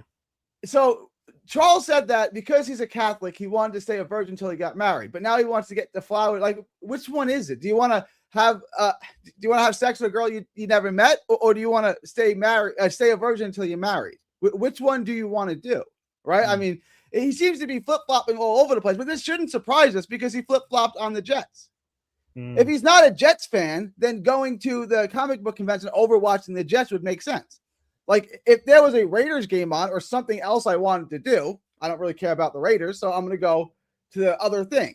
If he's not a Jets fan, which I don't know if he is or he isn't this week, then going to a comic book convention isn't a big deal. If he is a Jets fan and he went to the comic book convention, that's a little gay. I'll be honest. What did you think of the halftime show, Gary? Yeah. I don't watch halftime shows. I didn't watch any of it. I put on a recap of the Knicks Celtics game on the big win for the Knicks. Nice. Yeah. I don't know. I couldn't tell you Bad Bunny from Bugs Bunny. The only thing I know about Bad Bunny is he's from Puerto Rico. I can't name one of his tracks. I don't know anything about him. I don't watch halftime shows. I've never watched halftime shows. There was nothing for or against Bad Bunny. I watched a recap of the Knicks game. How do you feel about Bugs Bunny? He's pretty good. Bugs Bunny's pretty good. What's up, Doc? Good. Yeah, he's pretty good. He's pretty good. How do you feel about Bugs Bunny? He's pretty good, right? For a Looney Tunes character, he's pretty good. Oh, he's one of my favorite cartoons of all time. How could he not be? Is that unanimous, Paul? Yeah, iconic. Yeah, of course. Bugs Bunny. Sure. I think what we need to do right now is get to the bottom of things. Hi, I'm Charles, and I'm going to talk about Spider-Man and movies and sports and video games and maybe hot chicks. Make it quick, Gary, and it better be good. Well, no, we're just trying to get to a bottom of a lot of things. We're not even convinced that there was a comic book convention opposite the Jets. Gary, fuck you, goodbye. Whoa, Charles, wait a second. You see, he's emotional like a woman, right? Why Like was he he can't so have a hostile? conversation because he has no testosterone. He can't have a conversation like a man. He's too emotional, right? And this is a major problem. Boys go to school and they're in class with women all day, and then their dads don't step up. So they're basically only raised by women. They're in school 8 hours a day with a woman, right? Almost all of your elementary school teachers are women. We can all account to that. And they go home and their dad doesn't teach them anything of value, and they end up like that. They end up basically over emotional women, but they're a man. So no one cares what they think about anything, and they end up like that. They think people care about them. It's like, no, bro, you're a guy. You have no value other than what you create. Chris Rock said this in '96. Only women, children, and dogs are loved unconditionally. Men have to produce something. I remember hearing that. I was like 13 years old, and it stuck with me the rest of my life, right? And then when people don't understand that, they end up like that. That's how they end up. You think Charles doesn't subscribe to that theory? He thinks No, that he deserves unconditional love. I think he does it like a woman or a dog or a child. I think he believes he deserves unconditional love for doing nothing. That's not how. The best thing about being a man, and I mean this, the best thing about being a man is knowing nobody cares about you and no one's coming to help you. You got to figure it out all by yourself.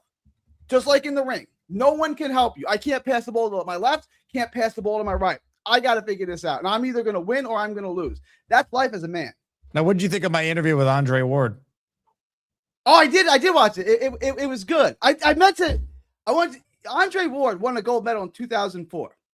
He is still the last American to win a gold medal. We've gotten close with Keyshawn and Shakur, but no one's won a gold medal since 2004. I wanted to ask, Have you asked me about that? What America has to do to get another gold medalist? Because I'm sure he doesn't like being the last one 22 years ago. I'm sure he doesn't like that either. So I wanted to ask him about the amateur program. He's the same age as me. I think he's 42. He's either 41 or 42, turning 42. I remember him from all the national tournaments. Like, I remember at 12, 13, 14, 15, winning every. I don't think he never lost as a pro. I don't remember him not winning a national tournament. I don't know if he ever lost in international events. Every national tournament we had as kids, he won. He was a lot bigger than me, so I didn't have to fight him, thank God. But he like never lost as an amateur either. Well, I'm glad you enjoyed, Gary. Chicken with pasta is worse than peanut butter with sandwich. Before we say goodbye to Boy Green, I want to shout out Chef Kev, who says, great show, fellas. Tickets for Indy Jets. That's right. 5 more for Indy in this week's raffle. Chef Kev, you're the man. Cloverleaf Tavern for life. BG, I know you got to run. Thanks for hopping on this show, and I'll be up early, and I'll put on BG Live at 7:30 a.m. Boom. It'll be great to have you, Jake. Thanks all the Asmaniacs out there, and great job on Radio Row at the Super Bowl, brother. Ladies and gentlemen, Boy Green. It's J-E-T-S, Jets. I love Fireman Ed, too. More of your calls before we wrap. Mr. Famous Fulton is next. Hello, Mr. Famous. You're on mute, sir. How you doing, Jake? What's up, man? Not much. I'm friends with Paul Green. So we got a medal here, right here. We got in second place in the basketball game. Congratulations. Thank you. Yep. So, I was wondering, Jake, if I can do an interview on your show for my story, how I got started with Special Olympics for 16 years. You've been with the Special Olympics for 16 years? That's awesome. Yes, I have. Yes. Yep. So I've been doing swimming when I was 10. Then I retired. And then I've been doing some bowling for a long time, but I retired from that one. So had a lot of careers. So, yes, yep. I did ukulele and everything, and I do every kind of stuff. So can you play us some ukulele on the show? Sure, I can. I did it on Paul's show. Now I can do it on here. Well, please. I don't know what took so long for you to call into my show. Do you have a song request I'd like to play for you? Whatever on your mind, Mr. Famous Fulton Moraz. Okay, sure. I would play Earth, Wind, Fire. Oh, great song. All right, here we go.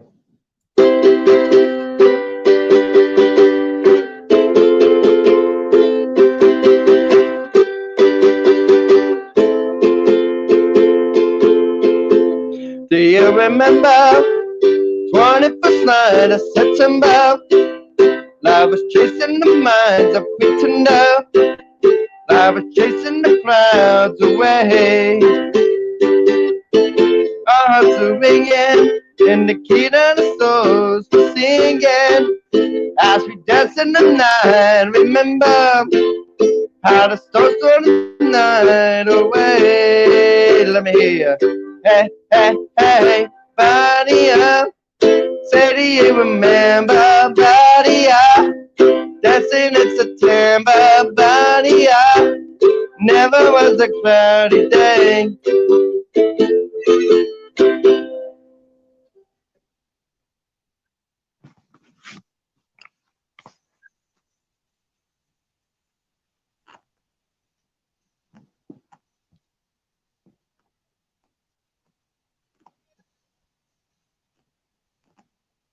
There you go.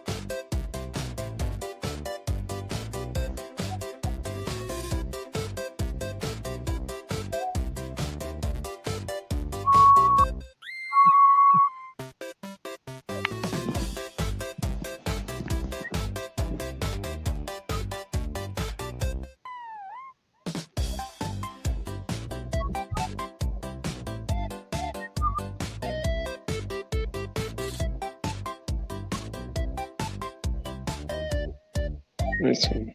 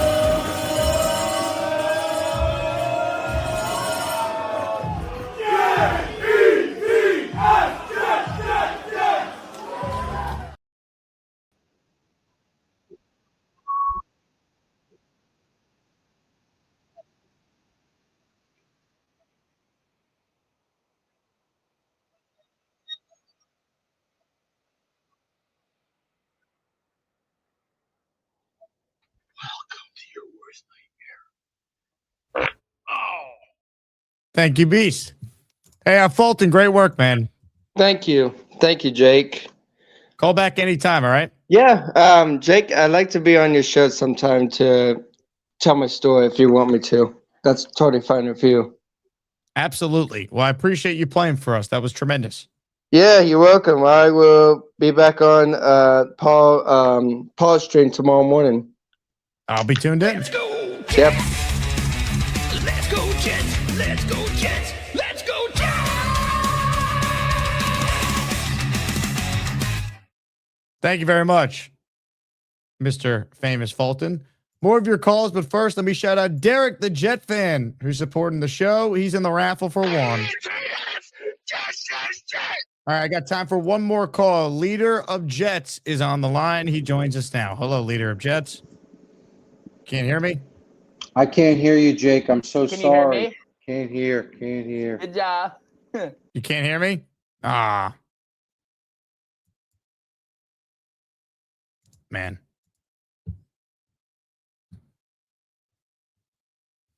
What do we do? Well, we hope he figures it out. Ladies and gentlemen, leader of Jets. Jake, can you hear me all right, bud? Can you hear me? Hello? Good job. Can you hear me? I can hear you, Jake, but it sounds like someone else is talking as well.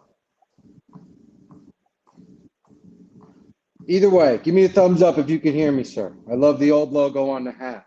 I'm on the treadmill in the car or in my garage. Leader of the Jets, but Jake Thank is you. no longer here. It seems like the only way that I I can told get you, on. supreme leader.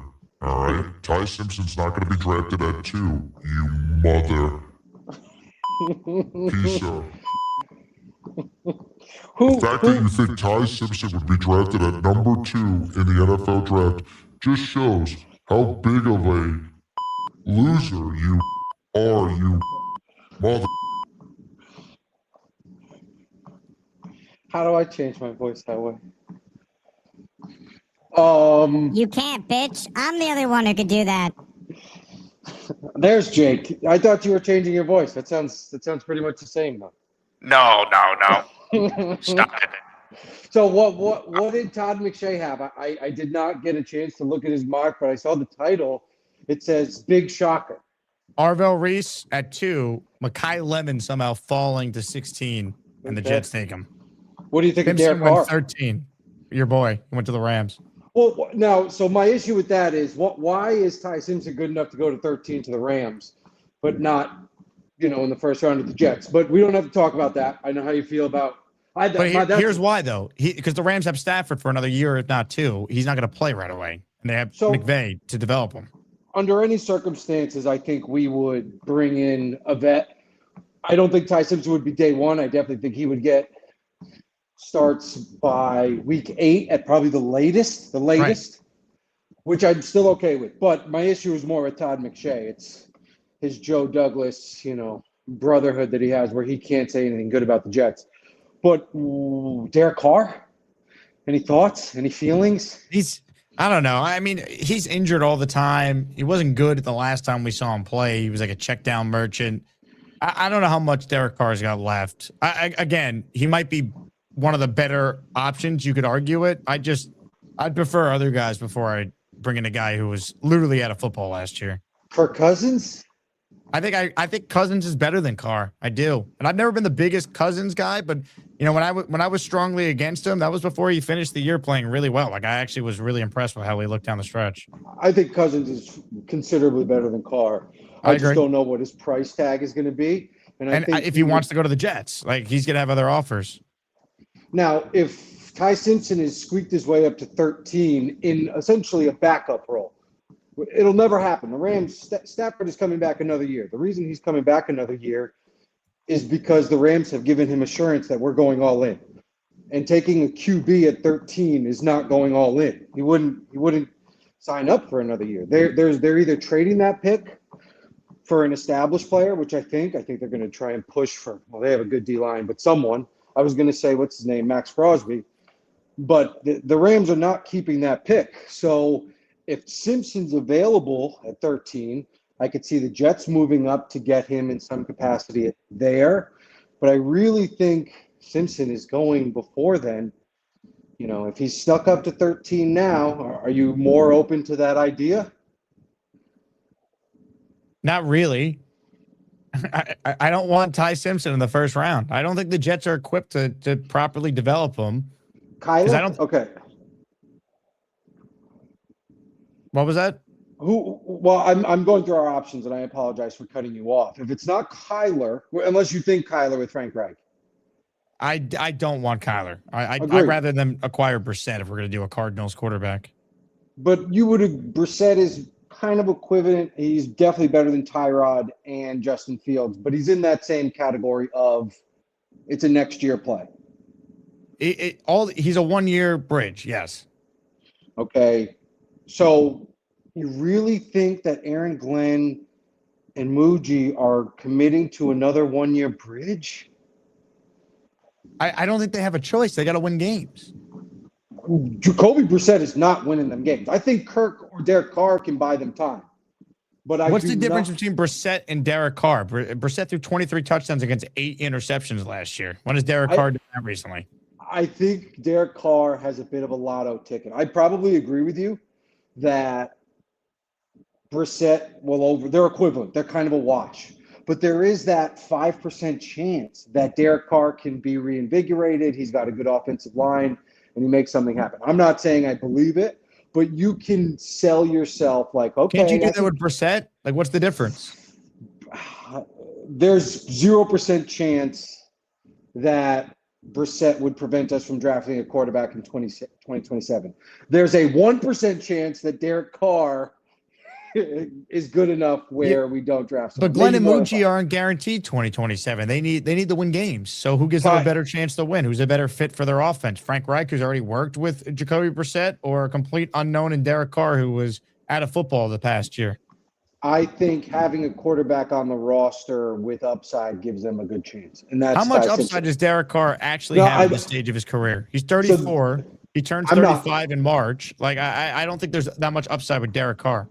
That's why Ty Simpson is always the answer. Ty Simpson is Mr. Upside. Yeah, but what's the difference between Ty Simpson and Garrett Nussmeier, Ty Simpson and Trinidad Chambliss? Talent overall. I think if you watch the way that Ty Simpson can diagnose plays pre-snap, like every single quarterback is saying the same thing, that his pre-snap and his football understanding is far more advanced than so at 15 though, again, it goes back to that. Like, I think you could take the swing on the quarterback in round 2, or you trade back into round 1 if you really want. If Simpson is there at 16, that's again, obviously you really the better like option. him. So I can't say your opinion is wrong. If you believe in Ty Simpson and the Jets share that opinion, I think they would take him.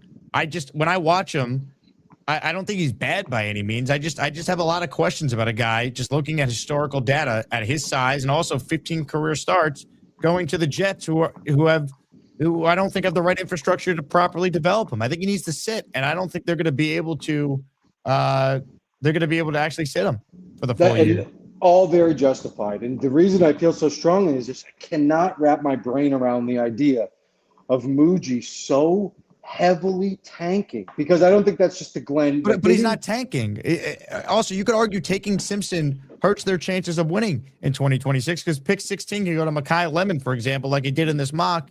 And Mekhi Lemon could help you win some more games in year 1 than Simpson, who's learning off the bench for most of it, if not all of it, in an ideal world, would anyway. You could apply that logic. Fernando Mendoza has probably a higher chance of losing games than Geno Smith does, but the Raiders are still going to take him. Either way, you could apply that logic. But I guess in terms of likelihood, because I love Simpson, obviously you want to take him later if possible. But you have to admit the Jets heavily tanked later in the year. Brady Cook that's an XFL. Right, but they tanked to try and get number 1, and they also thought Dante Moore would be in this draft. They weren't sure at that point. Again, when they started playing Brady Cook, they were in a spot where it was unclear who necessarily the top quarterback was going to be. Like, we thought it'd be Mendoza. Moore was in the conversation. Risk. Would you agree that is a dumb risk to put all of your eggs in that basket? Because Glenn and Muji are risking their jobs if you're tanking. 1, correct?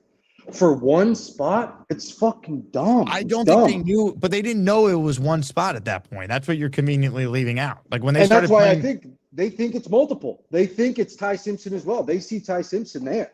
And Dante Moore, the entire year, people were saying he's probably going to stay. He might stay. If you look at McShay the whole time, the entire season, he was saying he could stay. So many people said Dante Moore could stay. So I can't. Again, I understand your logic, but the Jets weren't the only team that did this. The Raiders were doing the same thing as well. And for one guy. Raiders tank good. Well, I think they, in the same capacity, they would be okay with Ty Simpson. I don't think so. There's no chance they'd be okay with Ty Simpson. Where they do did you it for think Mendoza? And what about the Cardinals? What do they do? Mike LaFleur, you think he's going in there? I think the Cardinals signed Malik Willis. And Malik Willis played for Mike LaFleur, who's now the head coach there. He played for Matt in Green Bay. It'd be the same offense. There'd be a lot of continuity. Matt and Mike could discuss what worked for Malik. I think they'd have a good plan for him. I could see Arizona I like that deal a lot. Miami, you think they stick with Quinn Ewers? Now, Tua's gone. They'll add someone. For what it's worth, TD Finstock thinks they're gonna take Ty Simpson at 11. So we'll see. He's climbing. He's climbing, Jake. I wear an extra large. Do you think I should get the white or the green? He's not going to the Jets. So I realized when everyone's playing guitar that I needed a prop to get on here, and this is all I had in my garage. Oh, hammer it fucking home. Ty Simpson to the Jets. Leader of the Jets, you are out of your goddamn mother mind. All right, I've had enough of this.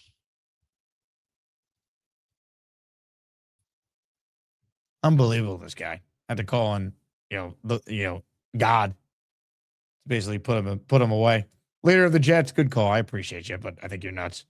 I was going to end the show, but ladies and gentlemen, when the number 1 seed in last year's tournament calls back in, you stop what you're doing and you do that. You'll never get my chicken soup recipe. I'm not saying that those you take steroids. I need some of it. Hey, child, who is that lovely lady? Sing it this way, child. I had a feeling he was going to say that garbage. I don't trust Gary at all. Charles, what's wrong? You told me to call in, back in. Well, I got your texted text. me for the call-in link, and then I posted it, and then you left in a fury, and it was very upsetting. Well, I had every right because Gary apparently cares more about people being gay than worrying about himself. Gary cares more about people eating vegetables than he does himself. Gary cares about women having a right to vote than he does himself. Is Preston number 1, Colin number 2, and Thomas number 3? Why do you care, Jake? Like, seriously. I demand to know your friendship rankings.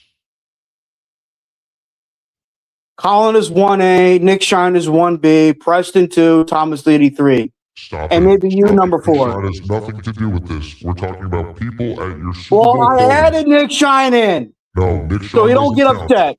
He's a father figure to you. Actually, say he's more like a brother figure, but Preston, he's somewhere. Colin, Thomas. 1, 2, 3. Confirm it. Colin 1, Preston 2, Thomas 3. There, I fucking said it. Colin is 1. Whoa. Holy. I can't believe it. What the? That's unbelievable. I need this, Jake. I need this like I need a hole in my head. Sit down and relax, Gorman. You sick. Love you too, Jake. Bye. Love you, Gorman. Love you. God's got quite the potty mouth. Ladies and gentlemen, speaking of God, goddamn, get ready. He's pointing. Garrett Box, point at you. Garrett Box, he point at you. Garrett Box, I'm pointing. I'm pointing. Box, I'm pointing. I'm pointing. Garrett Box, point at you. I point.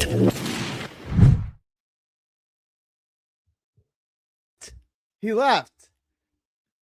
They wanted the chat. I saw the chat. They wanted me to talk to Charles. He left. He left right before you called in. You see what I'm saying? Like, he's basically a woman with a Y chromosome, right? Like, really, there's nothing masculine about him. He can't. He doesn't like me. He's not a fan of me. So I come on and just, hey, what's up, Charles? What is your beef with? He can't do it. He's got to run away. This is a major problem. Like, Well, I don't know if he ran away from you. I think his call was just done. Okay. Once you played his, did you drop him or did he drop off? He dropped on his own. So he was on the call. He was in the green room. Then I came on and he dropped off. Well, I don't think he knew you were in the green room though. You played my intro and that's when he dropped off. No. No, he dropped up before your intro played. Oh, all right. I thought he saw the intro came on and then dropped. You're being forward here. He dropped off before you played my intro. Yes, he dropped off. Yeah. I was shocked by his rankings of his best friends. I thought Colin would have been number 2 and Preston, who he went to Comic-Con with, would have been number 1. Okay.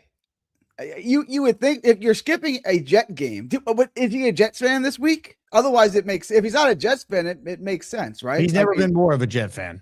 Okay. Well, he was a Patriots fan for a while. He was a Colts fan. No, he was never a Patriots fan.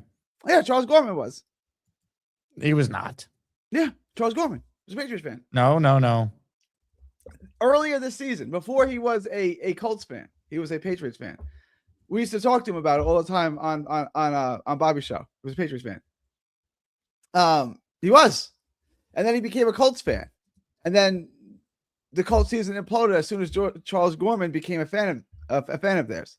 I think the Jets won as many games as the Colts did once Charles Gorman became a fan of the Colts. Charles is not a Patriots fan. No, he's okay. What team is he a fan of? A Jet fan. For sure. We know that for sure. Charles Gorman is a Jet fan, damn it. Ladies and gentlemen, sports fans of all ages, welcome to the event of the year, the moment you've all been waiting for. This is the Asmaniac Rumble. Gary, I am sick and tired of your crap.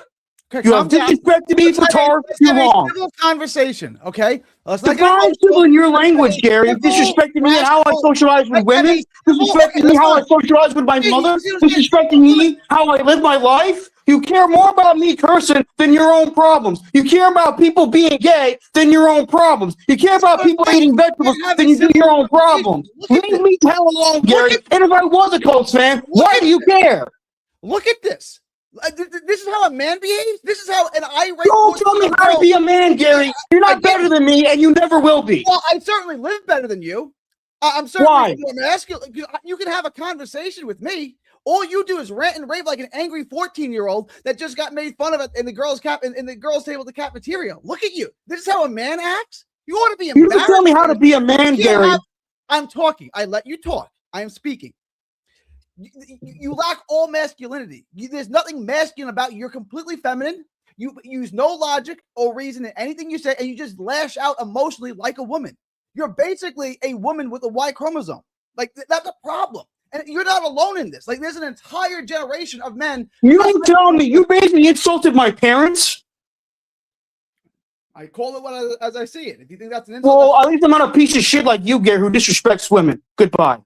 Have a good one, Chuck. See, he can't have a conversation. He can't do it. It's like having a conversation with a woman. He can just run away. This is a major problem. This is why Charlie Kirk, who only talks to people, all he does is talk to people, gets shot in the neck because people can't talk. Okay. Time out.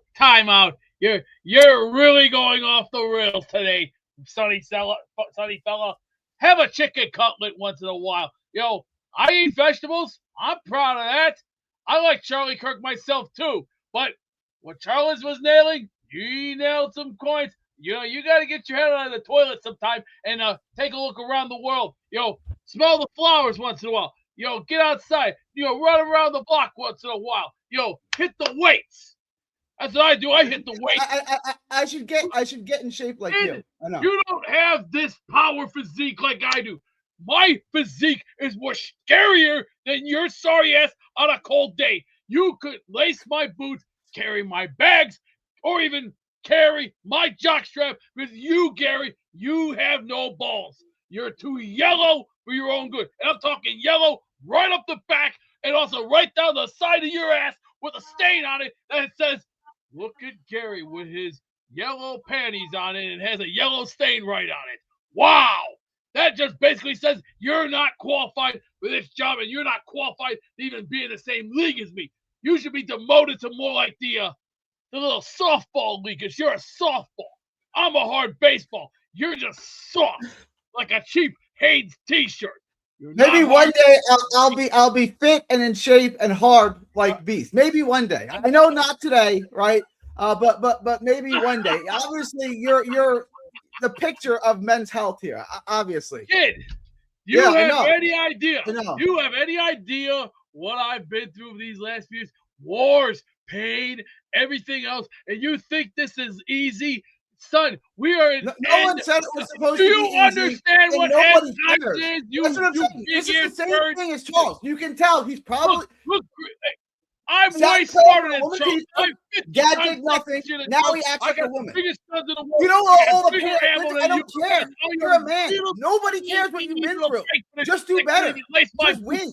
You're a Nobody softball cares in my what you book, went pal. through. I can rock you in cares. a home run hitting contest. If I had the body of a Greek guy right now, I would Believe me, kick your ass. in a home all run over hitting the place. contest. Let me just say, if I put a good jersey All right. on, I will kick your ass in a I home don't run know. hitting Maybe contest. your swing was pretty Because good. I'm not really a let me baseball say, player. Maybe.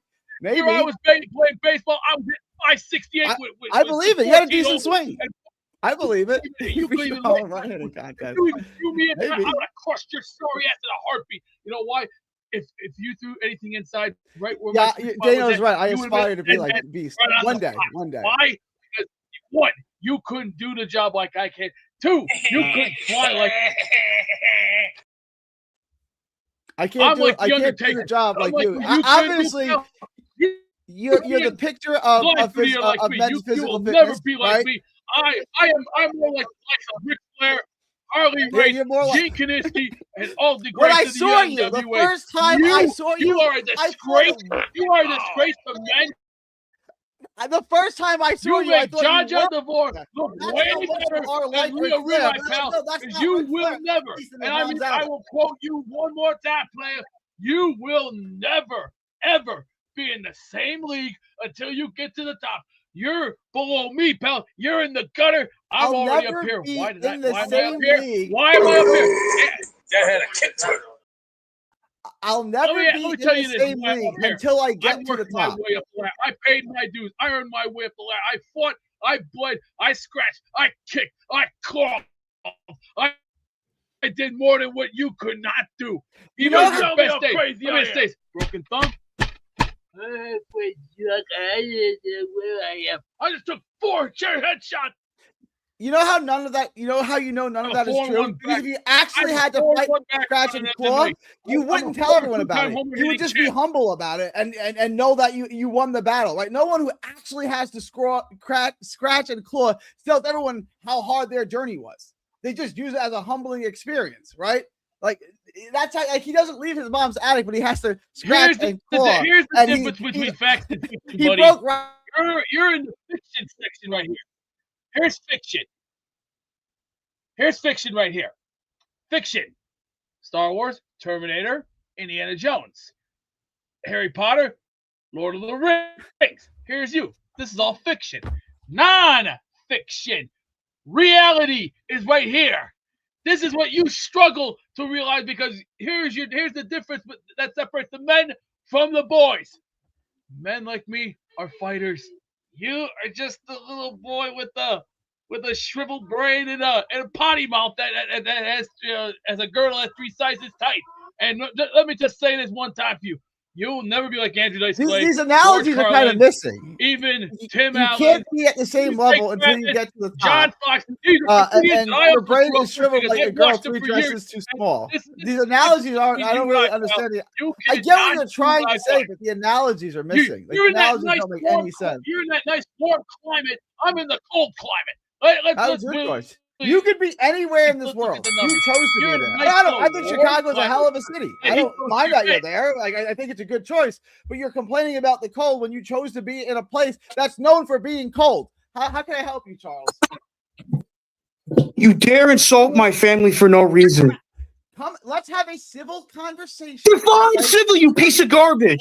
I can be angry when I want to be. You insulted my family. Look at this. Don't tell me look at this. At least I don't want to say, oh, he should have been fired before he been hired. It's a woman. I don't care if I'm acting like a woman. I'd rather be a woman in your eyes than a man, because your definition of a man is a piece of shit. Look at you. I don't care, Gary. I'm not a fucking scumbag that's a homophobe, a sexist, that women should have no right to vote. We already talked about this. I don't have a diagnosed phobia of the homo. Homophobes are people who are pregnant and dislike good people, dumbass. While I'm talking, you're an animal. Yes, you do the same fucking thing. Suggest you weren't raised properly. Yes, I was raised properly, you piece of shit. I can curse because I choose to. This is what your parents produced. So fuck yourself, Gary. This is what they produced. On behalf of the Jake Asman Show, we apologize for the foul language. Gentlemen, Jesus. Everyone calm down. Take a deep breath. Charles, calm down. Gary's a piece of garbage. I'm sorry. He disrespected my family. He's never met them. He doesn't know them.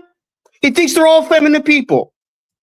Homophobes are people who are prejudiced and dislike gay people. That's what a homophobe is. I looked up the damn definition. And he's a sexist. He thinks women should have no right to vote. Excuse me? This society wasn't just made by men, it was made by women too, dumbass. Oh, vegetables kill people. I've been eating vegetables since I was a child. Oh, wait, that's me acting like a woman. I can't be emotional. Men get emotional too. But I guess you know what? At least I know who Gary is. At least I know who I am. I may be a man child, but you know what? At least I know who the hell I am. You're a champion, Gorman. That's who you are. Gary, he wants to think, Gary lives in his own unique world. Having a conversation with Gary's like talking to a fucking brick wall. Excuse my language, Jake. Charles, stop cursing. This is God. You don't want to end up in hell with Gary. Stop cursing. I've been in hell, Jake. It wasn't as bad as being with Gary. You're not in hell. You got to calm down. I've been in hell, Jake. And trust me. It's a lot like I know it's not fun, but I'd rather be in hell than with Gary. You just sit there and have to watch 2020 and 2025 highlights of the Jets season on a loop. Sprinkle in the first half of the AFC Championship game in 2010. I'm telling you, it's not fun. I didn't even watch the first half. I watched the second half, but I listened to what happened on the radio. It just gets worse, not better. You don't want to be there. You could say that again. Gary's going to hell. Don't join him.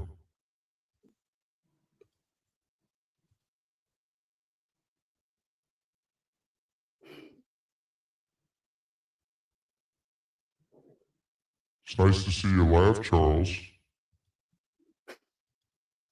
As I know who Gary is. God wants you to smile now. Can you smile for me?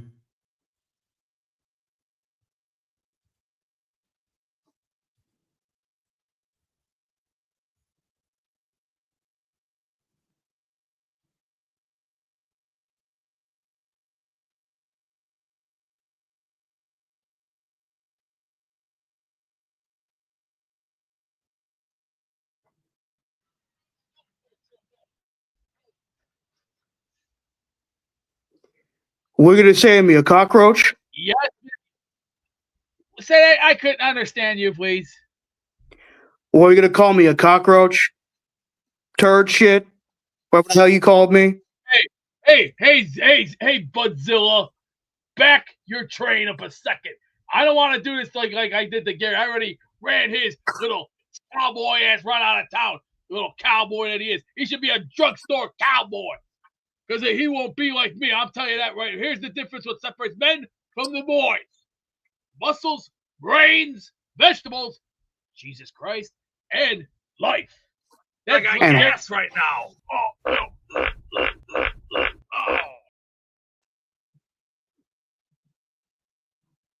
I've been called almost every derogatory word of the book. Almost every insult of the book. A woman, gay, derogatory word for homosexual man, derogatory word for a person with intellectual disability, white trash. Yeah, I was called that. Didn't even know that was an insult. Look at how feminized he is. He's sitting there playing a victim. It's pathetic. They called me names. The pretty girls called me fat and ugly. Bro, shut up. Shut the hell up. Nobody cares. Like, nobody cares that anyone called you a name. And first of all, a phobia, the Greek word for fear. I know what a phobia is, dumbass. Diagnosed medical condition where you have homophobe is a person who's prejudiced and dislikes gay people. Look up the definition homophobe. I'm explaining to you the definition right now. I know what it is, dumbass. Clearly, you don't. What's a phobia? I do. Homophobes are people who are prejudiced and dislike gay people. What's a phobia? Someone who is afraid of everything. It's a medical diagnosis. So what you're saying is that I was medically diagnosed with an irrational. Oh my God! Look up homophobe. HOMOPHOBE. People call you retard is because you're retarded. That's why. That's why. So you're saying I'm retarded? Yeah, because you don't listen. If you shut the hell up and learn something, maybe you go fuck yourself, Gary. Go fuck yourself. Call me a retard like I haven't been called that before. Like I haven't been called faggot. Like I haven't been called this. Oh no, heavens to Betsy. Because you're a piece of shit, Gary. I bet you even respect your wife. Oh no, Charles cursed at me. Whatever shall I do? Like, whatever shall I do? Chuck cursed at me. Look at you. You have no right to call me anything but Charles, you piece of shit. I'll call you whatever I want to call you. Look at you. Really? Is that how you're going to act? You think your ancestors are proud of you? You think your ancestors... Yes, I think I am. I'm standing up for myself. What for their life? You think you're better than everybody? You think you're smarter than everybody? You think you're better than everybody? You think you're hot shit, don't you? Why don't you run for fucking president of the United States? Because I don't want to run for president. I'd rather do something... But you're a scumbag. You get no vote from women. You have no respect for women. You have no respect for the female having a problem. Do you respect your daughter? Do you respect your wife? Do you want an answer to your question, or do you just want to sit there and yell like a child? Do you want an answer? I can yell whatever the hell I want to yell. How about that shit, motherfucker? I didn't say you couldn't. I said, do you want an answer to your question? Because clearly you don't. You say women shouldn't vote. They should stay in the kitchen. They say you shouldn't vote. They should stay in the kitchen. I know how you act, asshole. Sorry state of men. This is a man, 30-something years old, prime of his life. This is a sad state of affairs for men. I'd rather be that in your eyes, Gary. I'd rather be that in your eyes than how a piece of shit like you tells me how to be a fucking man. You don't know my family, and I hope you don't. And if they do, I hope they blow your fucking brains out with an elephant gun. Yeah, and I can see the fruit of their tree, right? Jesus says we're judged. You think my family are scumbags? You think my family are scumbags? A tree is judged by its fruit. You're the fruit. You're what they produced. I see. At least I'm not like you, Gary. At least you're not like me. Yeah. You go, I eat vegetables. I'm sure you do. Look at you. And what? Vegetables? I've been eating vegetables since I was a kid. And I'm still alive, dumbass. Look at you. Look at me. Look at me. Look at me. Look at you, fuck part. At least I don't have brain damage. At least I don't have. You sure about that? Yes, I'm sure. Okay. All right. You're a piece of shit, Gary. You have no respect for gay people. You force your beliefs down their throats. Right about that. That part's true. That part's true. That's why you're a homophobe. People who dislike gay people. That's not a diagnosed irrational fear. You don't know homophobes hate gay people, dumbass. Look up the definition. Get out your phone if you know what a phone is. I just explain to you what. First of all, I don't hate anybody. That's one. Yes, you do. You shove your shit down your throat. That's not respect. You don't respect anybody but yourself. Look at him. Look at. You say, look at me, look at me, look at you, motherfucker. You think you're hot shit. You laugh at me. No, you think I'm hot shit. I never said that. You said Joe Douglas should have been hired before he fired, would have been hired. That's the dumbass you said on the Jake Asman show a few years ago. What?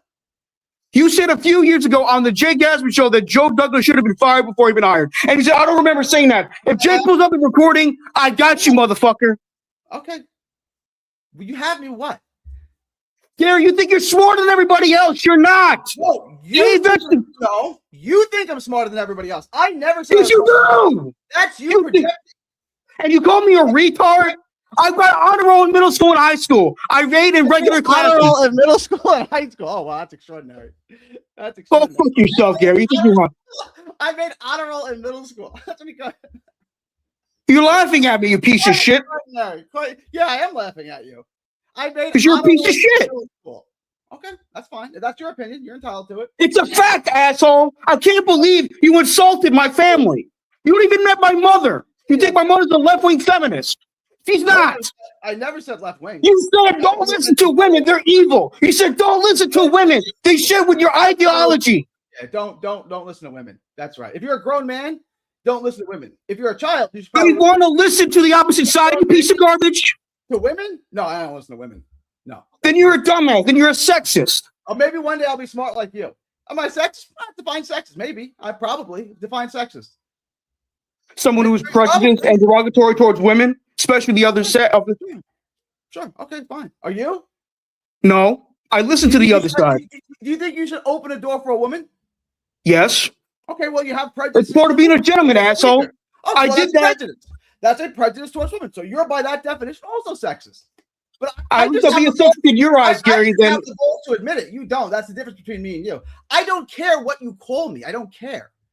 It doesn't matter to me. You call me a sexist? Okay, great. Now let's have a discussion on my actual ideas. Like, you think I'm a homophobe? Fantastic, extraordinary. Let's have a discussion. It's not true because I don't have a diagnosed fear of anything. Fear is homophobe or prejudice and dislike gay people. Look up the definition. Medical diagnosis. Up to you, New York New York. Some show. Oh, yeah. What a time to be alive, folks. Thank you to Charles. Thank you to Gary. What a rumble. We'll see you guys both in Asmaniac Madness. Can we get that matchup in the national championship game? Unbelievable. Duke versus UNC. We just watched it. On that note, the Patriots lost the Super Bowl. It was awesome. Sam Darnold's a champion. I got to go. It's 8:15 and I'm starving. So I will talk to you guys tomorrow morning. We got Robbie Sabo on the program. And tomorrow night at 9, I'm making my debut on Vice TV, talking about the Monday Night Miracle. Hit it. It's prime time. So that's when you want to play your best game. Definitely a historic rivalry between the Jets and the Dolphins. It's like, damn, dude. You know, what the hell's going on? We were down 30-7. The fans left the stadium. I think that's where you get to see what you're made of and what your team is made of. Don't call it a comeback. New episode next Tuesday at 9 p.m. only on Vice TV.